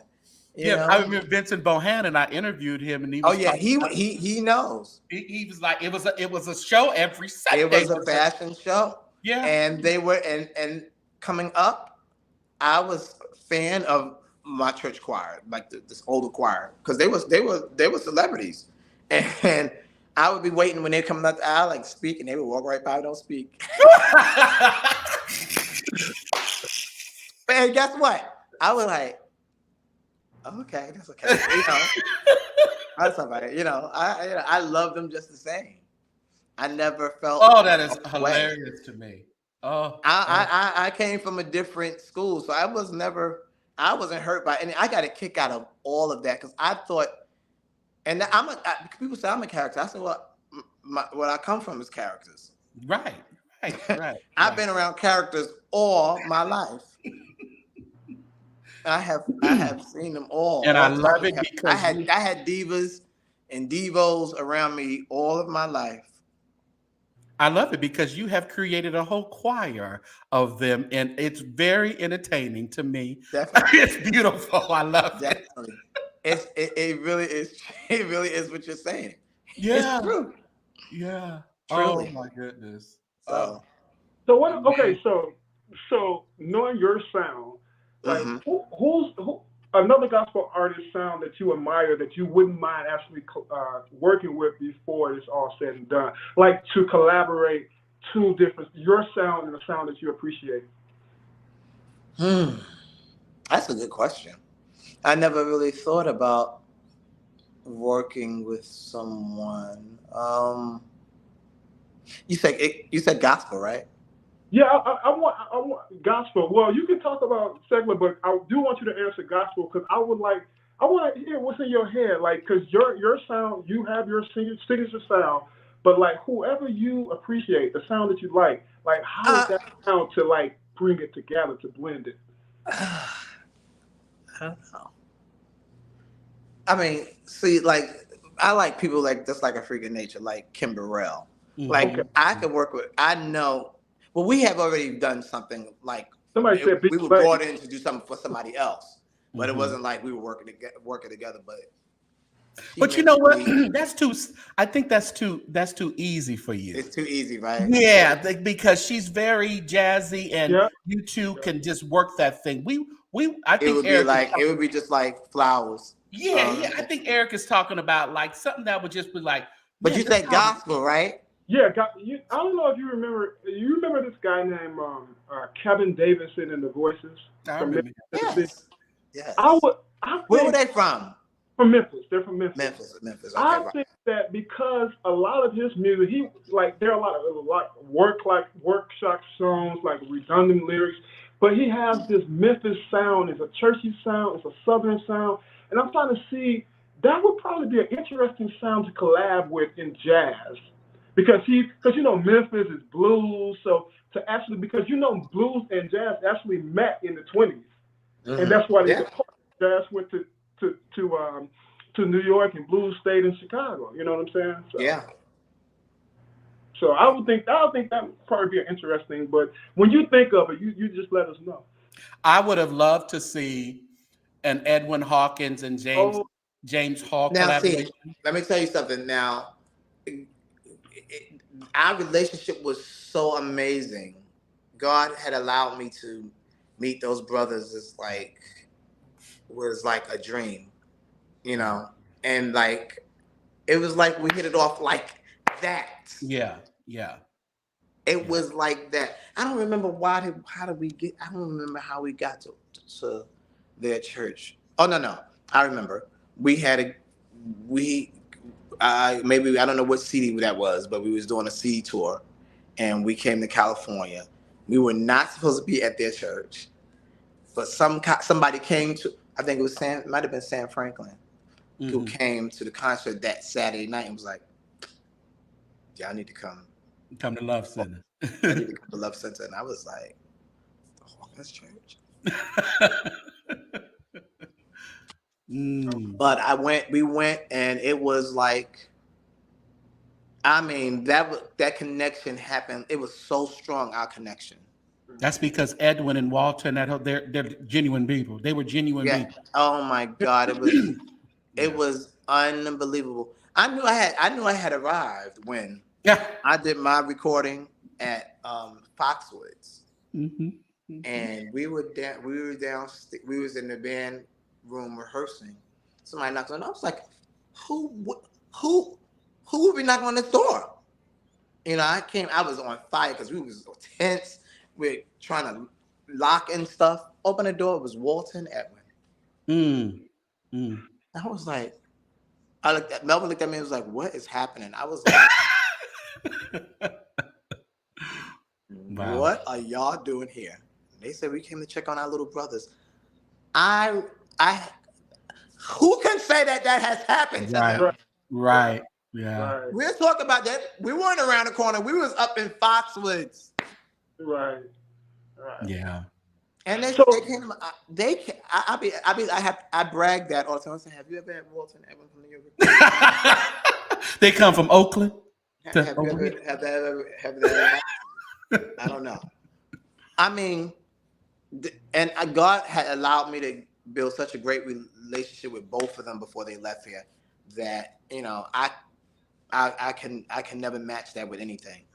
well, James, a lot of times people are in history because they lived, right? Mm-hmm. But then you also have other people that are in history because they impact history. James, you're impacting history. Mm-hmm. Mm-hmm. It's amazing. Yeah. I mean, I realize it like when I travel like to a whole nother part of the world and I hear them going, I'd be like, wow. So it's like really, it's something. Yeah. I'm amazed because, it was just something I enjoyed doing. I never thought it would be a career or it would be, such a life-changing movement, I'm grateful for it, really. I'm grateful every day. Oh, by the way, I want to let you know, you came out here to Phoenix. I'm native of Chicago. I might as well. Okay, I'm happy. I've been here for a while, but I don't know. Remember, you came out. That was the most exciting that I had since I've been here. I can explain this to you now because listen, when the city knew that you were coming to Phoenix, because we don't really get a lot of gospel artists. Right. Well, they said that when I came. Yeah, listen. You were the talk around. Like people wanted to see you. Like you were at Pilgrim. That's the largest church here in. Right. You were there that Sunday morning, and then you went to the concert that evening. You had a workshop. But listen, I just want to let you know because a lot of times, you travel, you don't get a chance to hear all of. But listen, The community loved you. They loved you. I feel it. And one of my best friends moved to Phoenix, and I told him, I said, we got to come. We coming back there soon. I think. Oh, James Greer? Huh? Who you talking about, James Greer? No, he's not a church person. Okay. He was just from New York, and he moved down there.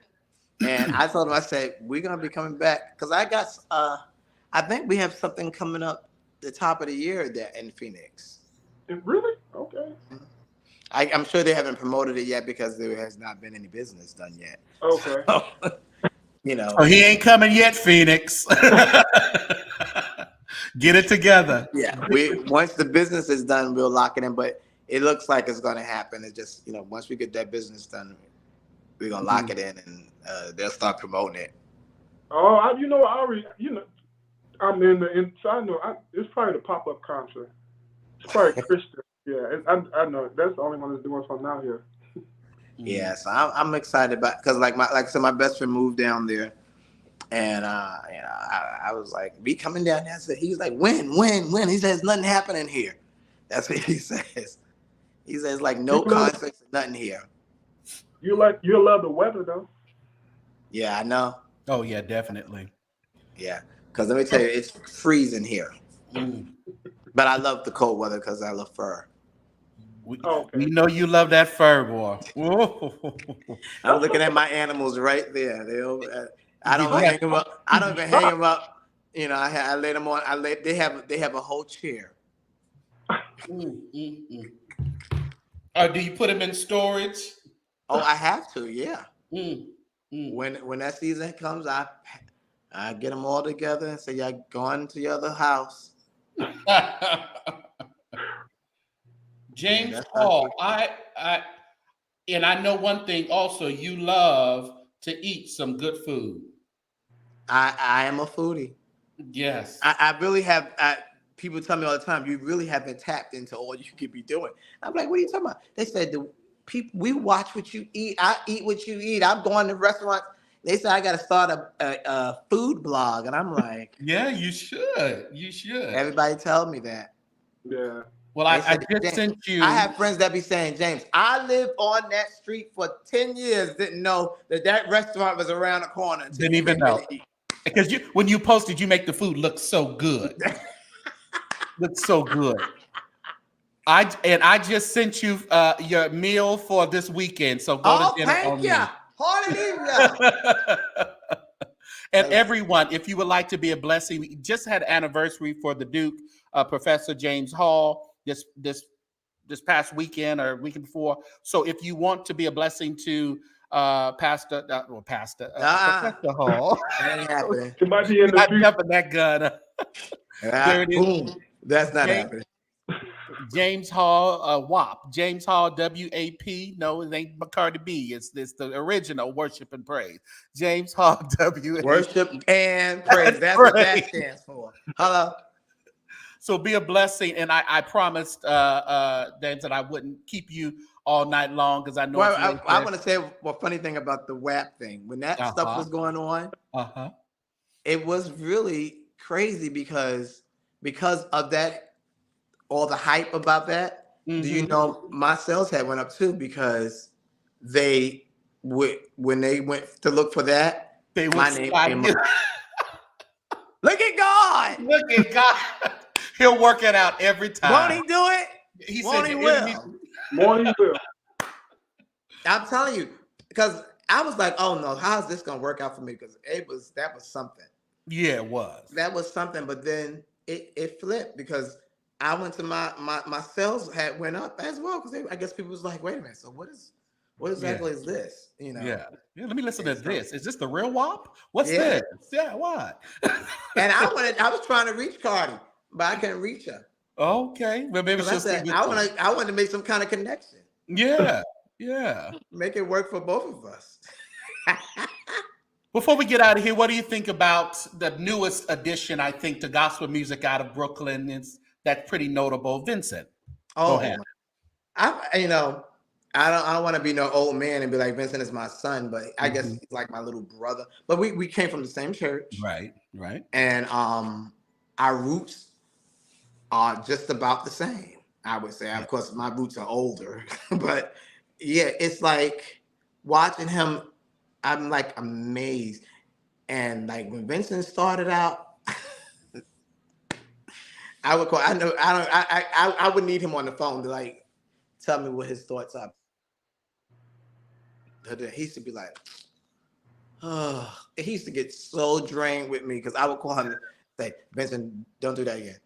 Do it this way. And he'd be like, he was so sick of me. But that is my little brother. I love him so much. I'm so proud of him. Yeah. He's amazing, and I like the fact that he is just taking what he's learned and how he was raised and all the mentors. He's still pushing out church music. Yeah. A lot of the next generation behind me, they don't understand that church sound. Vince has it. Yeah, and he still have a church. Yeah, young people go wherever they go. They're gonna have church. Yes, they will. And I'm so proud of him. So proud of him. Thank you so much, the Duke of Brooklyn, the maestro, the jazzy. Thanks for having me, man. I appreciate you coming. I know Eric does. Do you want to last words, Eric?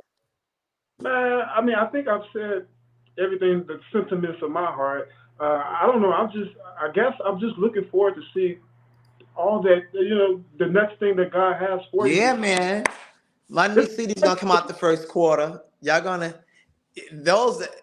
definitely gonna get some out of it because I'm going back.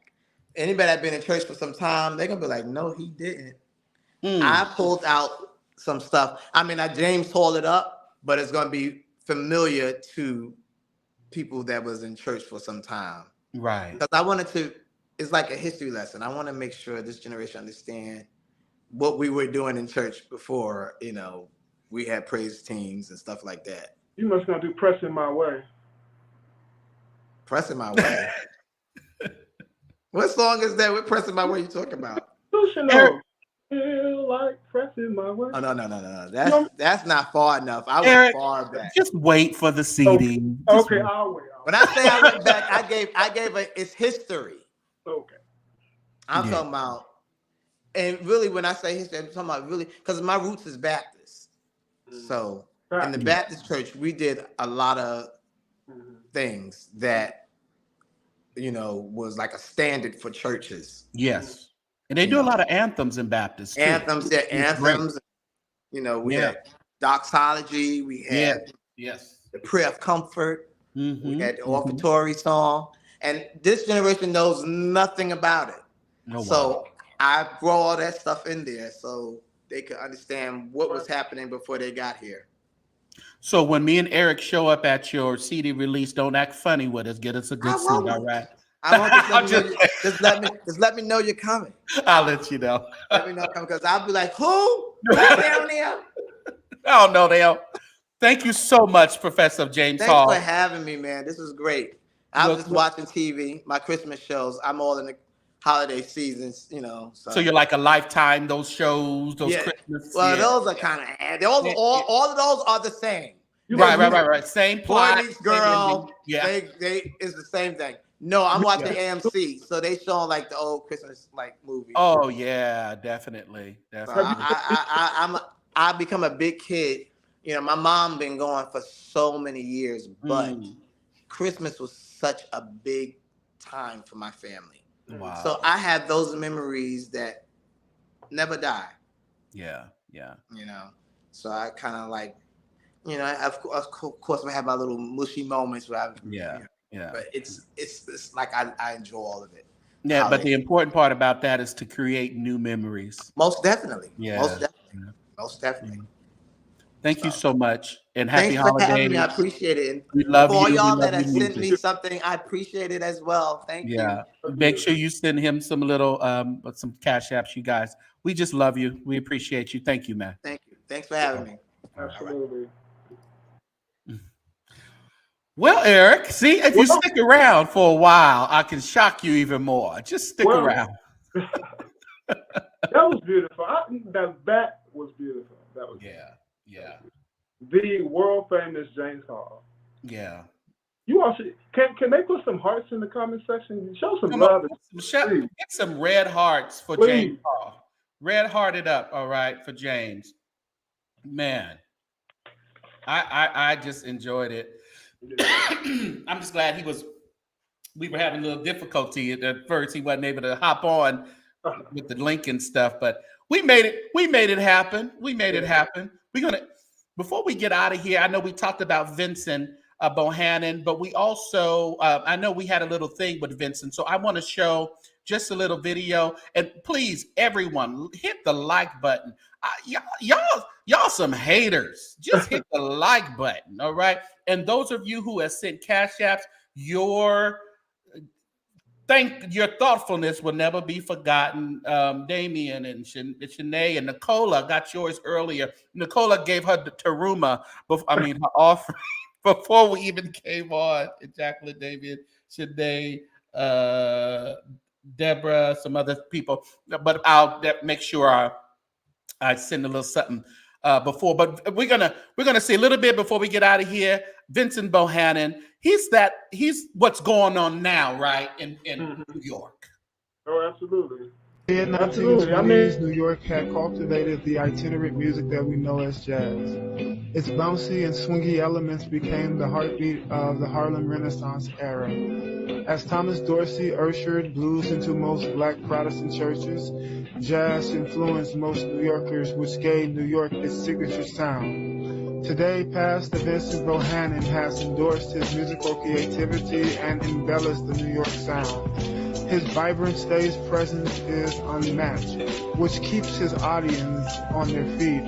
Lyrically, he is the Charles Albert Titley of our time. All of his songs are relatable in every degree. Gospel Diaries figured it best to learn more about Pastor Vincent Bohannon. Uh-oh.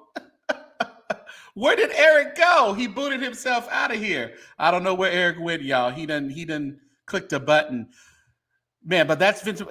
And I want to say that Vincent, I guess, we can say that this is kind of the ending of, not the ending, but the beginning of a new era in New York, in Brooklyn, in all that areas, gospel music. So Man, what an exciting show.